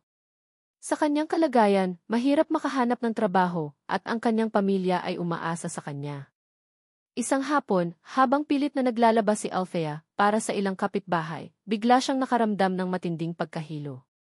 Napahawak siya sa pader, ang kanyang paningin ay lumabo. Ang kanyang tiyan ay biglang sumakit. Naramdaman niya ang isang matinding takot. Hindi ito pwede. Hindi pwedeng may mangyari sa anak niya. Althea. Anak. Narinig niya ang tinig ng kanyang nanay. Pagkatapos ang lahat ay naging itim. Nagising si Althea sa isang malambot na kama. Ang kanyang paningin ay malabo pa, ngunit nakita niya ang isang pamilyar na mukha. Si Don Mateo. At sa tabi niya, si Gabo. Althea, gising ka na, sabi ni Don Mateo, ang kanyang tinig ay puno ng pag-aalala. Pilit na bumangon si Althea, ang kanyang katawan ay masakit. Ano po ang nangyari? Nahimatay ka, Althea, sabi ni Gabo, ang kanyang tinig ay malambot na tila hindi niya nakasanayan. Ang kanyang mukha ay puno ng pag-aalala, at sa mga mata nito, nakita ni Althea ang isang bagay na hindi niya inaasahan, pagsisisi. Dinala ka namin sa ospital. Okay ka na. Okay din ang bata, sabi ni Don Mateo, hinaplos ang kanyang kamay. Pero kailangan mong magpahinga. At kailangan mong kumain ng masustansyang pagkain. Naramdaman ni Althea ang pagkalito. Bakit sila nandito? Bakit sila nag-aalala? Althea, simula ni Gabo, ang kanyang boses ay nanginginig. Lumuhod siya sa tabi ng kama ni Althea. Ang kanyang mga mata ay nakatingin sa kanya, puno ng sakit at pagsisisi. Patawarin mo ako. Nagulat si Althea. Patawarin? Para saan? Alam ko na hindi ako ang ama ng anak mo, sabi ni Gabo, ang kanyang tinig ay puno ng sakit. Ang faith test pek iyon. May nagpalit ng resulta. Nanlaki ang mga mata ni Althea. Hindi siya makapaniwala. Pek! Nalaman ko ang totoo, Althea, sabi ni Gabo, kinuha ang isang sobre mula sa kanyang bulsa. Ito ang orihinal na resulta. Kinuha ni Althea ang papel, ang kanyang mga kamay ay nanginginig. Binasa niya ang mga salita. Ang Gabriel San Miguel is confirmed as the biological father. Ang mga salitang iyon ay tila isang malakas na alon na bumalik sa kanya. Ang kanyang mga luha ay umagos, hindi dahil sa sakit, kundi dahil sa pagkalaya. Ang kanyang puso ay puno ng iba't ibang emosyon, pagkabigla, kaligayahan, at isang matinding sakit. Totoo, bulong ni Althea, ang kanyang boses ay halos hindi marinig. Althea. Totoo, sabi ni Gabo, ang kanyang mga mata ay puno ng luha. Ako ang ama. At nagkamali ako. Nagkamali ako sa pagdududa sa'yo. Nagkamali ako sa hindi pagtitiwala sa'yo. Patawarin mo ako, Althea. Patawarin mo ako sa lahat ng sakit na naidulot ko sa'yo. Niyakap ni Gabo si Althea, mahigpit, na tila ayaw na niya itong pakawalan. Naramdaman ni Althea ang init ng kanyang katawan, ang tibok ng kanyang puso. Sa sandaling iyon, ang lahat ng sakit, ang lahat ng pagdududa, ay tila nawala. Nalaman din namin na si Isabelle at ang dating kasintahan mo, si Jerome, ang nasa likod ng lahat, sabi ni Don Mateo, ang kanyang tinig ay puno ng galit. Pinlano nila ito para sirain ang reputasyon ni Gabriel at para magamit ka. Naramdaman ni Althea ang matinding galit. Si Jerome. Muli. At si Isabel. Ang mga taong iyon ay walang puso. Pero Althea, hindi ko nahahayaang mangyari ulit ito, mariing sabi ni Gabo, humiwalay sa yakap, ngunit hinawakan ang kanyang mga kamay. Ipinapangako ko. Babayaran nila ang lahat ng ginawa nila. At ako, ipinapangako ko, babawi ako sa'yo. Sa ating anak. Tiningnan ni Althea si Gabo, ang kanyang mga mata ay puno ng luha. Nakita niya ang sinseridad sa kanyang mga mata, ang pagsisisi at ang pagmamahal. Ang lalaking ito, na dating napakalamig at mapanuri, ay nagbago. Hindi madaling kalimutan ang lahat, Jing San Miguel, sabi ni Althea, ang kanyang boses ay nanginginig. Ang sakit ay malalim. Pero handa akong subukan. Handa akong magtiwala ulit. Pero kailangan mong patunayan sa akin. Kailangan mong patunayan na karapat-dapat ka sa tiwala ko. Ngumiti si Gabo, isang ngiting puno ng pag-asa. Gagawin ko ang lahat, Althea. Gagawin ko ang lahat. Pagkatapos ng pag-uusap, dinala si Althea sa isang pribadong silid sa ospital. Si Gabo at Don Mateo ay nanatili sa tabi niya, tinitiyak na mayroon siyang lahat ng kailangan. Ang mga doktor ay nagbigay ng masusing check-up kay Althea at sa bata. Ang lahat ay maayos. Sa mga sumunod na araw, nagsimulang magbago ang lahat. Si Gabo ay laging nasa tabi ni Althea, nag-aalaga, nagtatanong tungkol sa kanyang pakiramdam, nagbabasa ng mga libro tungkol sa pagbubuntis. Ang kanyang presensya ay nagdulot ng kapayapaan sa puso ni Althea. Isang hapon, habang naglalakad sila sa hardin ng ospital, hinawakan ni Gabo ang kamay ni Althea. Althea, may gusto akong sabihin sa'yo. Nilingon ni Althea si Gabo, ang kanyang puso ay kumakabog. Hindi ko alam kung paano ko ito sasabihin. Simula ni Gabo, ang kanyang mga mata ay nakatingin sa malayo. Pero mahal kita, Althea. Mahal na mahal kita. At gusto kong bumuo ng pamilya sa'yo. Sa ating anak. Naramdaman ni Althea ang pag-init ng kanyang mga pisngi. Ang mga salitang iyon ay tila musika sa kanyang pandinig. Ang kanyang puso ay puno ng kaligayahan. Pero bago ang lahat ng iyan, sabi ni Gabo, lumuhod sa harap ni Althea, kinuha ang isang maliit na kahon mula sa kanyang bulsa. Binuksan niya ito at sa loob, mayroong isang singsing na kumikinang. Althea Ramirez, will you marry me? Napakunot ang noo ni Althea. Hindi siya makapaniwala. Ang lahat ng sakit, ang lahat ng pagdududa, ay tila nawala. Ngunit sa likod ng kanyang kaligayahan, may isang maliit na tinig sa kanyang isipan na nagpapaalala sa kanya ng kanyang nakaraan. Ang pagkawala ng pera, ang panloloko ni Jerome. Gabo, sabi ni Althea, ang kanyang boses ay nanginginig. May gusto akong aminin sa'yo. Ang mga salita ni Althea, may gusto akong aminin sa'yo, ay nagdulot ng isang maliit na kaba sa puso ni Gabo. Ngunit sa pagkakataong ito, hindi ito kaba ng pagdududa, kundi kaba ng pag-unawa. Alam niyang may pinagdadaanan si Althea, at handa siyang makinig. Nang ikwento ni Althea ang tungkol sa panloloko ni Jerome, kung paano nito ninakaw ang kanilang ipon at sinira ang pagtitiwala ng kanyang pamilya, naramdaman ni Gabo ang matinding galit. Hindi lang dahil sa ginawa ni Jerome, kundi dahil sa sakit na idinulot nito kay Althea. Ang kanyang pagiging mapanuri at pagdududa sa simula ay tila nagkaroon ng paliwanag. Althea, patawarin mo ako, sabi ni Gabo, hinawakan ang kanyang mga kamay. Dahil sa akin, hindi mo nasabi ang lahat. Pero ipinapangako ko, babayaran ni Jerome ang lahat ng ginawa niya. At ako, ipinapangako ko, hindi ka na muling masasaktan. Tinanggap ni Althea ang kanyang proposal, at ang mga sumunod na linggo ay tila isang panaginip. Bumalik si Althea sa mansyon, ngunit sa pagkakataong ito, hindi na siya isang ibisita, kundi isang miyembro ng pamilya. Si Don Mateo ay masayang-masaya, at ang mga kasambahay ay tila masaya rin para sa kanya. Magkasama silang naghanda para sa pagdating ng kanilang anak. Pininturahan nila ang nursery, bumili ng mga gamit ng bata, at nagplano para sa kinabukasan.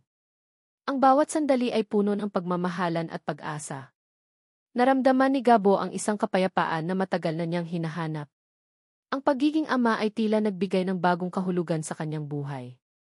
Ngunit sa kabila ng lahat ng kaligayahan, may isang anino na patuloy na bumabalot sa kanila, si Isabel Santiago.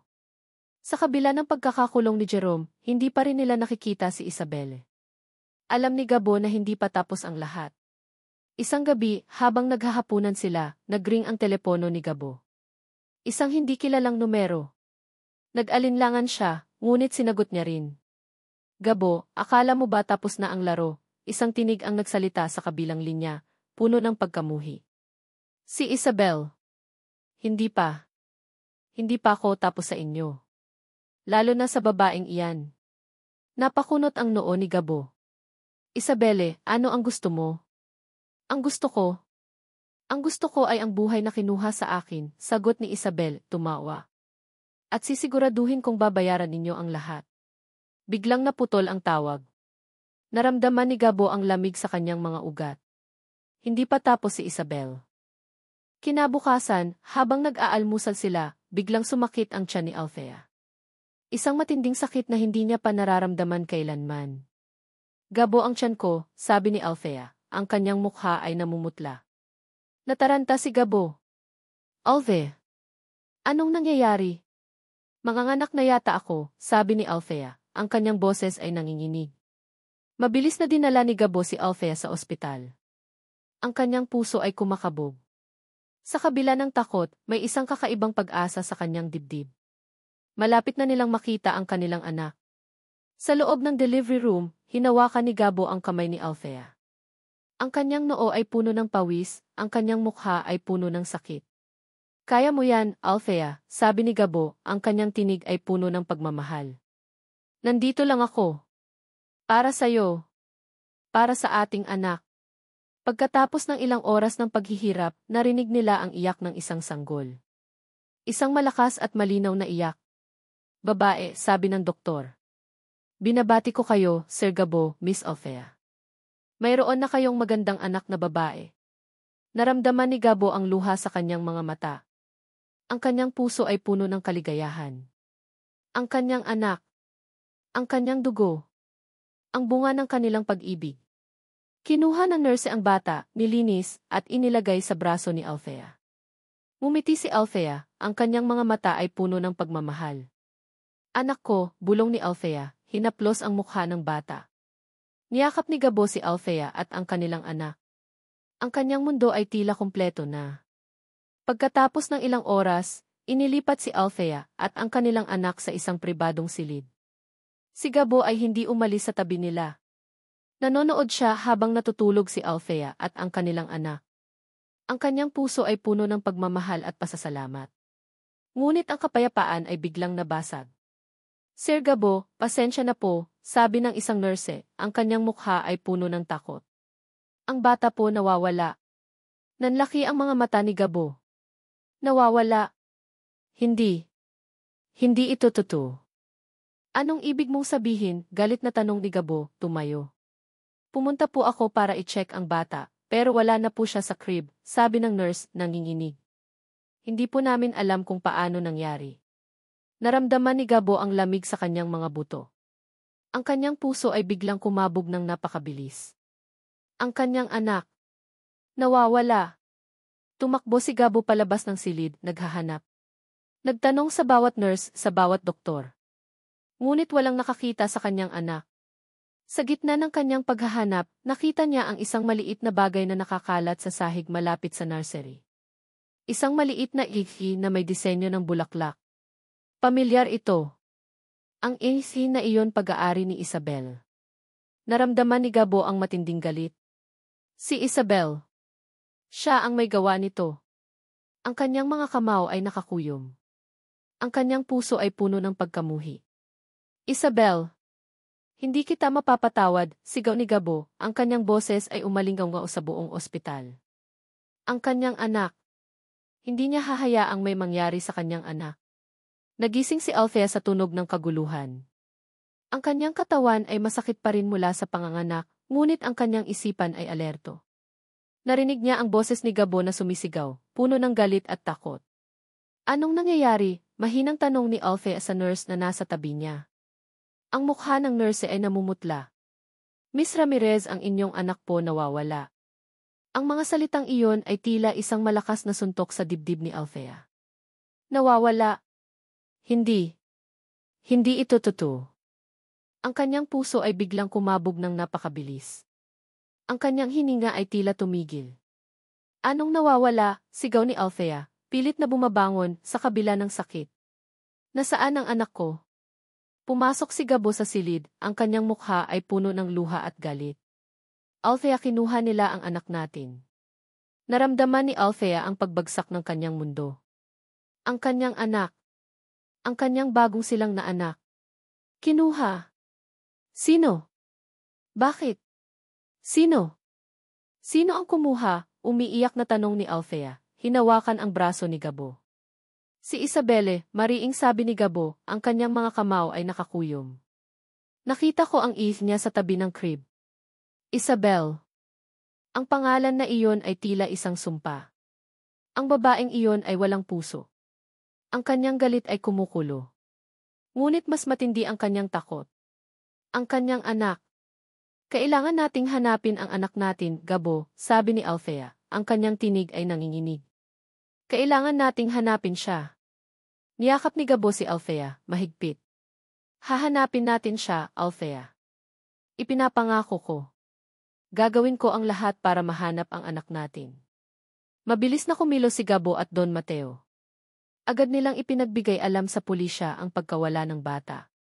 Nagbigay sila ng malaking reward sa sinumang makapagbibigay ng impormasyon. Ang buong San Miguel Network ay kumilos, naghahanap. Ngunit sa kabila ng lahat ng pagsisikap, tila walang bakas ang kanilang anak. Ang bawat oras na lumilipas ay tila isang taon. Ang bawat minuto ay tila isang pagpapahira. Wala pa rin ba? Tanong ni Althea kay Gabo, ang kanyang mga mata ay magamula sa pag-iyak. Umiling si Gabo, ang kanyang mukha ay puno ng pagkabigo. Wala pa rin. Pero hindi tayo susuko, Althea. Hindi tayo susuko. Naramdaman ni Althea ang matinding sakit sa kanyang dibdib. Ang kanyang anak.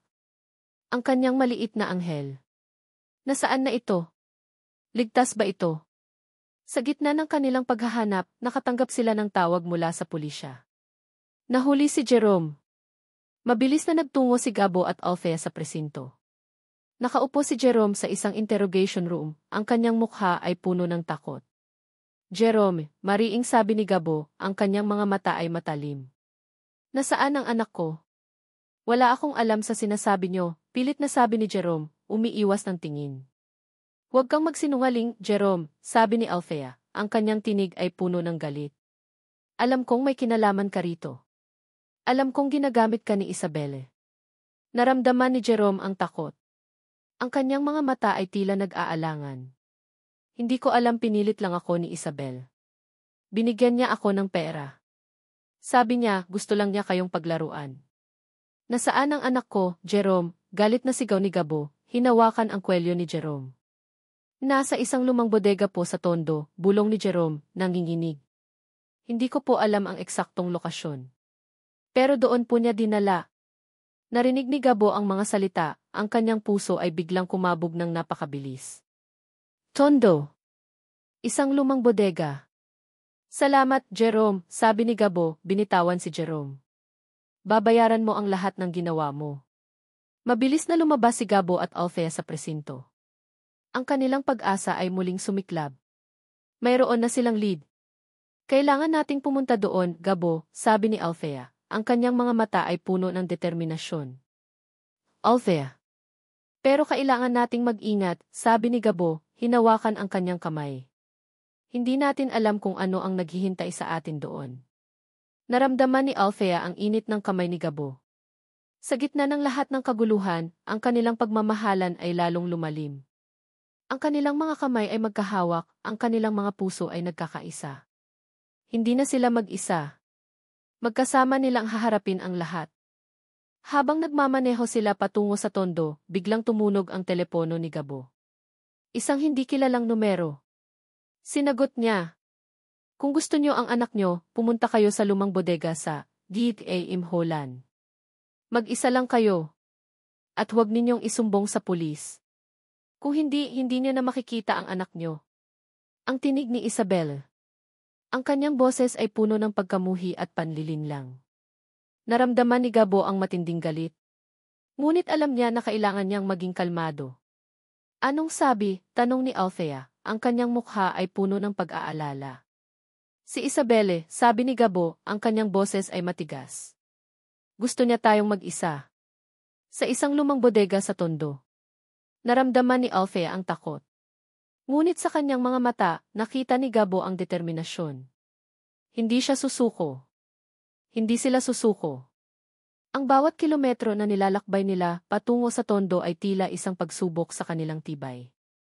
Ang mga salita ni Isabelle ay umalinggaw sa isipan ni Gabo, puno ng banta at pagkamuhi. Ngunit sa tabi niya, si Althea ay nanatiling matatag, ang kanyang mga mata ay puno ng determinasyon. Ang kanilang mga kamay ay magkahawak, ang kanilang pagkakaisa ay tila isang kalasag laban sa takot. Sigurado ka bang hindi natin sasabihin sa pulis, Gabo? Tanong ni Althea, ang kanyang tinig ay nanginginig. Hindi natin pwedeng ipagsapalaran ang buhay ng anak natin, Althea, mariing sabi ni Gabo. Pero may plano ako. Nakausap ko si Lolo. Mayroon siyang ipinadala na magbabantay sa atin mula sa malayo. Hindi tayo mag-iisa. Naramdaman ni Althea ang kaunting pag-asa. Alam niyang hindi sila pababayaan ni Don Mateo. Nakarating sila sa isang lumang bodega sa liblib na bahagi ng Tondo. Ang lugar ay madilim, tahimik at tila inabandona. Ang amoy ng alikabok at kalawang ay bumabalot sa hangin. Ang mga bintana ay basag at ang mga pader ay puno ng graffiti. Dito ba talaga? Bulong ni Althea, ang kanyang puso ay kumakabog. Sagot ni Gabo, hinigpitan ang hawak sa kamay ni Althea. Mag-ingat ka. Dahan-dahan silang pumasok sa loob ng bodega. Ang loob ay mas madilim pa kaysa sa labas. Ang tanging ilaw ay nagmumula sa mga basag na bintana na nagbibigay ng mga anino sa bawat sulok. Isabel! Lumabas ka, sigaw ni Gabo, ang kanyang tinig ay umalinggaw sa buong bodega. Mula sa isang madilim na sulok, lumabas si Isabel Santiago. Ang kanyang mukha ay puno ng ngiti, ngunit ang kanyang mga mata ay tila apoy na nagliliyab. Kasama niya ang dalawang malalaking lalaki na tila mga bantay. Oh, nandito na pala kayo, sabi ni Isabel, ang kanyang tinig ay puno ng panlilibak. Akala ko hindi na kayo darating. Nasaan ang anak ko, Isabel? Mariing tanong ni Gabo, ang kanyang mga kamao ay nakakuyom. Ang anak mo, mapanuyang sabi ni Isabel, tumawa. Nandyan! Ligtas. Sa ngayon, tiningnan ni Althea ang paligid, naghahanap ng kanyang anak. Sa isang sulok, nakita niya ang isang maliit na crib. At sa loob, mayroong isang maliit na kumot. Gusto mo ba siyang makita? Tanong ni Isabel, lumapit sa crib. Pero bago iyan, mayroon tayong pag-uusapan. Ano ang gusto mo, Isabel? Tanong ni Gabo, ang kanyang boses ay matigas. Gusto ko? Gusto ko lang ang buhay na kinuha sa akin, sabi ni Isabel, ang kanyang mga mata ay puno ng galit. Ikaw, Gabo. Ikaw ang gusto ko. Hindi ang babaeng iyan. Hindi ang anak na iyan. Tiningnan niya si Althea nang may pagkamuhi. Ang babaeng iyan ay walang kwenta. Isang hamak na gold digger. Huwag mong pagsalitaan ng ganyan si Althea. Galit na sigaw ni Gabo, humakbang palapit. Bakit, Gabo? Totoo naman, hindi ba? Sabi ni Isabel, tumawa. Hindi siya karapat-dapat sa'yo. Hindi siya kasing ganda ko. Hindi siya kasing yaman ko. Hindi siya kasing talino ko. Ano ang nakita mo sa kanya? Ang nakita ko sa kanya ay katotohanan, Isabel, mariing sabi ni Gabo. Ang nakita ko sa kanya ay pagmamahal. Ang nakita ko sa kanya ay isang ina na handang gawin ang lahat para sa kanyang anak. Ang nakita ko sa kanya ay isang bagay na hindi mo kailanman magkakaroon. Naramdaman ni Althea ang init sa kanyang puso. Ang mga salita ni Gabo ay nagbigay sa kanya ng lakas. Gabo, huwag kang maniwala sa kanya, sigaw ni Althea, humakbang palapit. Hindi ako gold digger. Mahal ko si Gabo. At mahal ko ang anak natin. Talaga ba? Mapanuyang sabi ni Isabelle. Kung ganoon, patunayan mo. Bigla niyang hinawakan ang crib at itinulak ito palayo. Nanlaki ang mga mata ni Althea. Anak ko. Mabilis na tumakbo si Althea patungo sa crib, ngunit hinarangan siya ng dalawang lalaki ni Isabel. Bitawan niyo siya, sigaw ni Gabo, at mabilis siyang lumaban sa mga lalaki. Nagsimula ang isang pagtatalo. Si Gabo ay lumaban sa dalawang lalaki, habang si Althea ay pilit na kumakawala mula sa pagkakahawak ng mga ito. Ang kanyang puso ay puno ng takot para sa kanyang anak. Isabel, ibalik mo ang anak ko, umiiyak na sigaw ni Althea. Hindi. Hindi ko ibabalik hanggat hindi mo iniiwan si Gabo, sigaw ni Isabel, ang kanyang mukha ay puno ng galit. Sa gitna ng kaguluhan, nakita ni Althea ang isang matalim na bagay sa kamay ni Isabel. Isang kutsilyo. Isabel. Huwag, sigaw ni Gabo. Ngunit huli na. Sinubukan ni Isabel na saksakin si Althea. Ngunit sa isang iglap, mabilis na kumilos si Althea. Sa kabila ng kanyang pagod at sakit, nagawa niyang umiwas. Hindi mo ako masasaktan, Isabel, mariing sabi ni Althea. Ang kanyang mga mata ay puno ng determinasyon. Hindi mo masasaktan ang anak ko. Sa sandaling iyon, narinig nila ang sirena ng pulisya. Ang mga ilaw ay kumikinang sa labas ng bodega. Pulis, sigaw ng isa sa mga lalaki ni Isabelle. Nanlaki ang mga mata ni Isabelle. Hindi. Paano? Pumasok ang mga pulis sa bodega, pinangunahan ng isang matandang opisyal na may kasamang ilang tauhan. Si Don Mateo ay nasa labas, nakatingin sa loob. Isabel Santiago, arestado ka sa kasong kidnapping at attempted murder, sabi ng pulis. Sinubukan ni Isabel na tumakas, ngunit mabilis siyang nahuli ng mga pulis. Bago siya dalhin, lumingon siya kay Gabo at Althea. Ang kanyang mukha ay puno ng galit at pagkamuhi. Hindi pa tapos ang lahat, Gabo. Malalaman mo din ang katotohanan tungkol sa pamilya mo, sigaw ni Isabelle, bago siya tuluyang dalhin ng mga pulis. Mabilis na tumakbo si Althea sa crib. Kinuha niya ang kanyang anak, mahigpit na niyakap. Ang kanyang mga luha ay umagos, hindi dahil sa sakit, kundi dahil sa kaligayahan. Ligtas ang kanyang anak. Niyakap ni Gabo si Althea at ang kanilang anak, mahigpit. Ang kanyang puso ay puno ng pasasalamat. Ang kanilang pamilya ay buo na. Ang pagyakap sa kanyang anak, sa loob ng mga bisig ni Gabo, ay tila isang panaginip na nagkatotoo. Ang bawat tibok ng puso ng kanyang maliit na anghel ay nagbigay ng kapayapaan sa kanyang kaluluwa. Ligtas na sila. Buo na sila. Ang lahat ng hirap at sakit ay tila nawala sa isang iglap. Pagka-uwi nila sa mansyon, sinalubong sila ni Don Mateo ng mailuha sa mga mata. Niyakap niya si Althea at ang bata, puno ng pasasalamat. Ang buong mansyon ay tila nagdiriwang.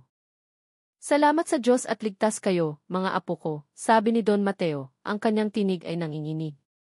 Ang mga sumunod na araw ay puno ng paghilom at pagmamahalan. Si Althea ay nagpapagaling at si Gabo ay laging nasa tabi niya, nag-aalaga sa kanya at sa kanilang anak. Pinangalanan nila ang kanilang anak na babae na Gabriel, Gabi, Ramirez San Miguel, isang pagsasama ng kanilang mga pangalan, simbolo ng kanilang pagkakaisa. Ang bawat sandali ay puno ng kaligayahan. Si Gabo, na dating malamig at malayo, ay naging isang mapagmahal na ama at asawa. Nakikita ni Althea ang isang bagong isang Gabo na puno ng pagmamahal, pag-unawa at pagtitiwala. Isang hapon, habang nagpapahinga si Althea sa kanyang silid, pumasok si Gabo, bitbit ang isang tray ng pagkain. "Kumain ka, mahal ko," sabi ni Gabo, umiti. "Kailangan mong lumakas." Ngumiti si Althea. "Salamat, Gabo." Pagkatapos niyang kumain, hinawakan ni Gabo ang kanyang kamay. "Althea, may gusto akong sabihin sa'yo. Tungkol sa sinabi ni Isabel." Napakunot ang noo ni Althea. "Ano po iyon?" "Hindi ko maintindihan ang sinabi niya tungkol sa pamilya ko. Kaya kinausap ko si Lolo," sabi ni Gabo, ang kanyang mukha ay seryoso. "Mayroon siyang inamin sa akin." Kinuwento ni Gabo ang tungkol sa nakaraan ni Don Mateo, kung paano nito minahal ang isang babae na hindi niya napangasawa dahil sa pagkakaiba ng kanilang estado sa buhay. Ang babaeng iyon ay nagkaroon ng anak sa ibang lalaki, at ang anak na iyon ay nagkaroon din ng sariling pamilya. Ngayon, ang pamilyang iyon ay nakakaranas ng matinding kahirapan. "Ang lolo ko, Althea, hindi niya kailanman nakalimutan ang babaeng iyon," sabi ni Gabo. "At ang kanyang pagiging mapagbigay sa mga foundation, lalo na sa mga tumutulong sa mga kababaihan at bata, ay dahil sa kanya. Hindi niya nagawang tulungan ang babaeng iyon noon, kaya ngayon, ginagawa niya ang lahat para matulungan ang iba." Naramdaman ni Althea ang isang kakaibang pag-unawa. Ang kabaitan ni Don Mateo sa kanya, ang kanyang pagtitiwala, ay tila nagkaroon ng mas malalim na kahulugan. "Kaya pala," bulong ni Althea. "Kaya pala siya naniwala sa akin." "Althea," sabi ni Gabo, hinaplos ang kanyang pisngi. "At dahil din sa'yo, Althea, natutunan kong magtiwala ulit. Natutunan kong magmahal ulit." Niyakap ni Althea si Gabo, mahigpit. Ang kanyang puso ay puno ng pagmamahal. Ang kanilang pagmamahalan ay tila mas matibay ngayon, matapos ang lahat ng pagsubok. "Gabo," simula ni Althea, humiwalay sa yakap. "May gusto akong sabihin sa'yo. Tungkol sa proposal mo." Ngumiti si Gabo. "Ano iyon, mahal ko?" sabi ni Althea, ang kanyang mga mata ay puno ng luha. "Papakasalan kita." Niyakap ni Gabo si Althea, masayang masaya. "Pero Gabo," sabi ni Althea, "may isa pa akong gusto.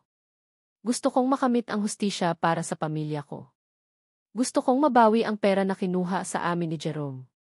"Gagawin natin yan, Althea," mariing sabi ni Gabo. "Magkasama. Hindi ka na mag-iisa." Sa mga sumunod na linggo, nagpatuloy ang paghahanda para sa kanilang kasal. Ang lahat ay tila nasa ayos. Ngunit isang hapon, habang nag-aayos si Althea ng mga gamit sa kanyang lumang silid sa mansyon, nakita niya ang isang lumang sobre sa ilalim ng kanyang kama. Hindi ito sa kanya. Walang pangalan. Binuksan niya ito at sa loob, mayroong isang lumang litrato. Isang litrato ni Don Mateo noong bata pa siya, nakatayo sa tabi ng isang magandang babae. Ngunit ang babaeng iyon ay hindi ang kanyang lola. Ang kanyang puso ay biglang kumabog. Ano ito? Ang lumang litrato sa kamay ni Althea ay tila isang susi na nagbukas ng isang matagal ng nakatagong lihim. Ang babaeng nasa larawan, maganda at may malungkot na ngiti, ay hindi ang kanyang lola. Ang kanyang puso ay kumabog nang makita ang pagkalito at pagtataka sa mukha ni Althea. "Gabo, sino ito?" tanong ni Althea. Ang kanyang tinig ay halos pabulong. Kinuha ni Gabo ang litrato. Ang kanyang lolo. At ang babaeng iyon. Ang mga salita ni Isabelle ay muling umalingaw-ngao sa kanyang isipan. "Malalaman mo din ang katotohanan tungkol sa pamilya mo." Ito ba ang tinutukoy niya? Nagpa siya sila nakausapin si Don Mateo. Sa library, sa harap ng fireplace, tahimik na nakaupo si Don Mateo, ang kanyang mukha ay puno ng pag-iisip.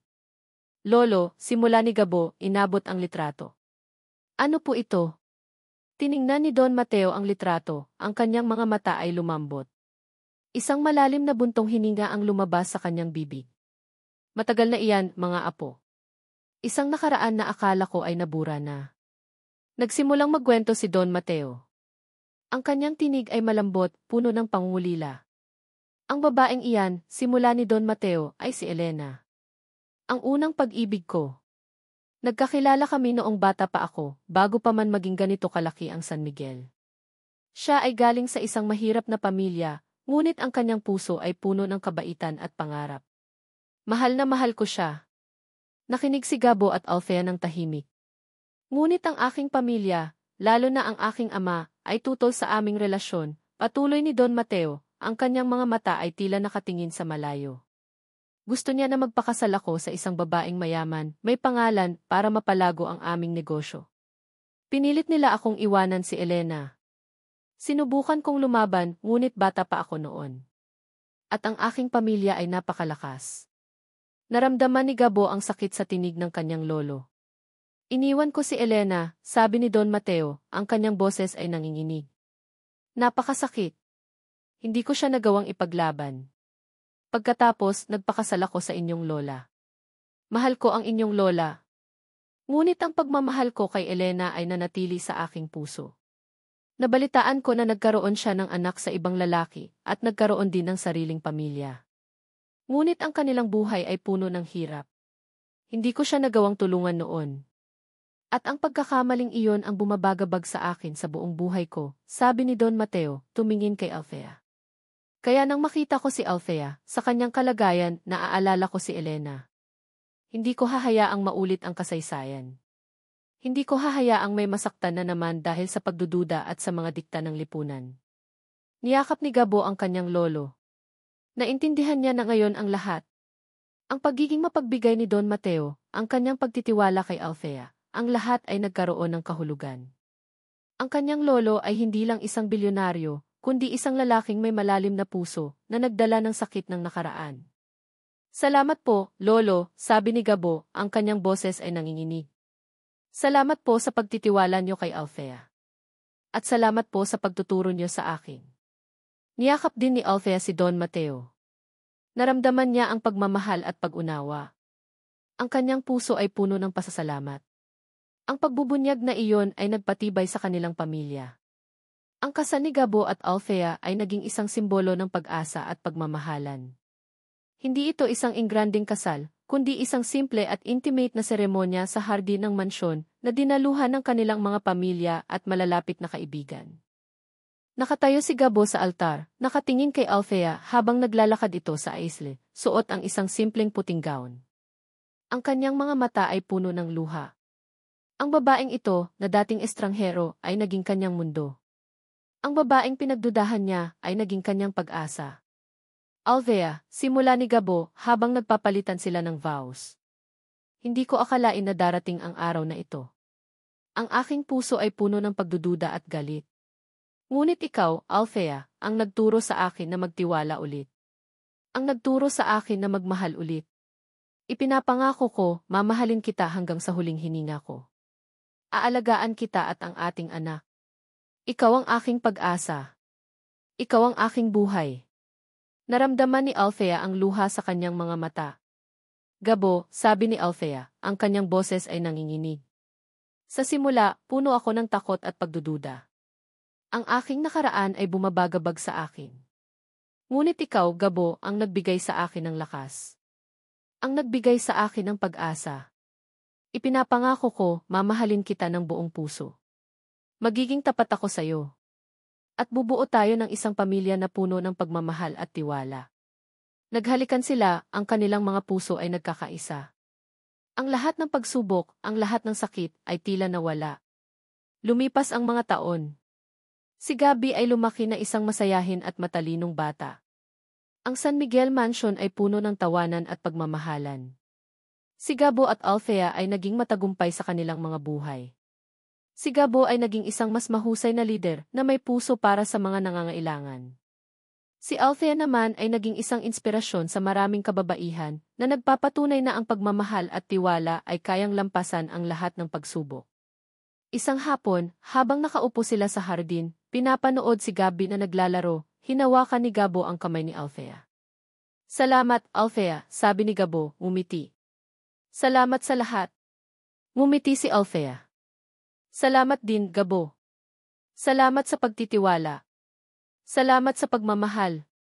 Ang kanilang pagmamahalan ay tila isang puno na matibay ang ugat, na kayang lampasan ang anumang bagyo. Ang kanilang pamilya ay isang patunay na ang tiwala ang pinakamahalagang pundasyon ng isang matibay na pag-ibig, at ang katotohanan at sinseridad ay laging mananaig sa huli. Ang kanilang kwento ay isang paalala na kahit sa gitna ng kadiliman, laging mayroong liwanag, at ang pag-ibig ay laging makakahanap ng paraan. At dito nagtatapos ang kwento ni na Gabriel at Althea, isang paglalakbay na puno ng pagdududa, pagsubok at pagmamahal. Maraming salamat, mahal kong mambabasa, sa inyong paglalakbay kasama namin sa bawat kabanata ng kwentong ito. Ang bawat salita ay isinulat ng may pagmamahal at pag-asa, at ang bawat sandali ng inyong pagtutok ay nagbigay sa akin ng inspirasyon. Mula sa unang pahina hanggang sa huli, naramdaman ko ang inyong suporta, at iyan ay lubos kong pinahahalagahan. Ang pagsusulat ng kwentong ito ay isang personal na paglalakbay din para sa akin. Habang isinusulat ko ang bawat emosyon at pagsubok na kinaharap ni Gabo at Althea, kasama kong naramdaman ang kanilang sakit, kaligayahan at pag-asa. May mga pagkakataong naging mahirap, ngunit ang pag-asang makapaghatid ng mensahe ng pag-ibig, pagtitiwala at pagpapatawad ang nagtulak sa akin na magpatuloy. Sana ay naramdaman ninyo ang bawat damdamin na nais kong iparating. Naway ang kwento ni Gabo at Althea ay magsilbing paalala na ang pag-ibig ay may kapangyarihang maghilom ng mga sugat, magpatawad ng mga pagkakamali, at magbigay ng pag-asa sa gitna ng kadiliman. Ang pagtitiwala ang pundasyon ng bawat relasyon, at ang katotohanan, gaano man ito kahirap, ay laging mananaig. Huwag nating kalimutang ang bawat pagsubok ay isang pagkakataon upang mas maging matatag at mas mapagmahal. Maraming salamat muli sa inyong oras at puso. Sana ay manatili sa inyong puso ang mensahe ng kwentong ito. Malugod ko pong inaanyayahan ang bawat isa sa inyo na ibahagi ang inyong mga saloobin at damdamin tungkol sa kwento. Ang inyong mga komento ay mahalaga para sa akin. Hanggang sa muli nating pagkikita sa susunod na kwento, naway pagpalain kayong lahat. Lubos na gumagalang kwento ng kapalaran.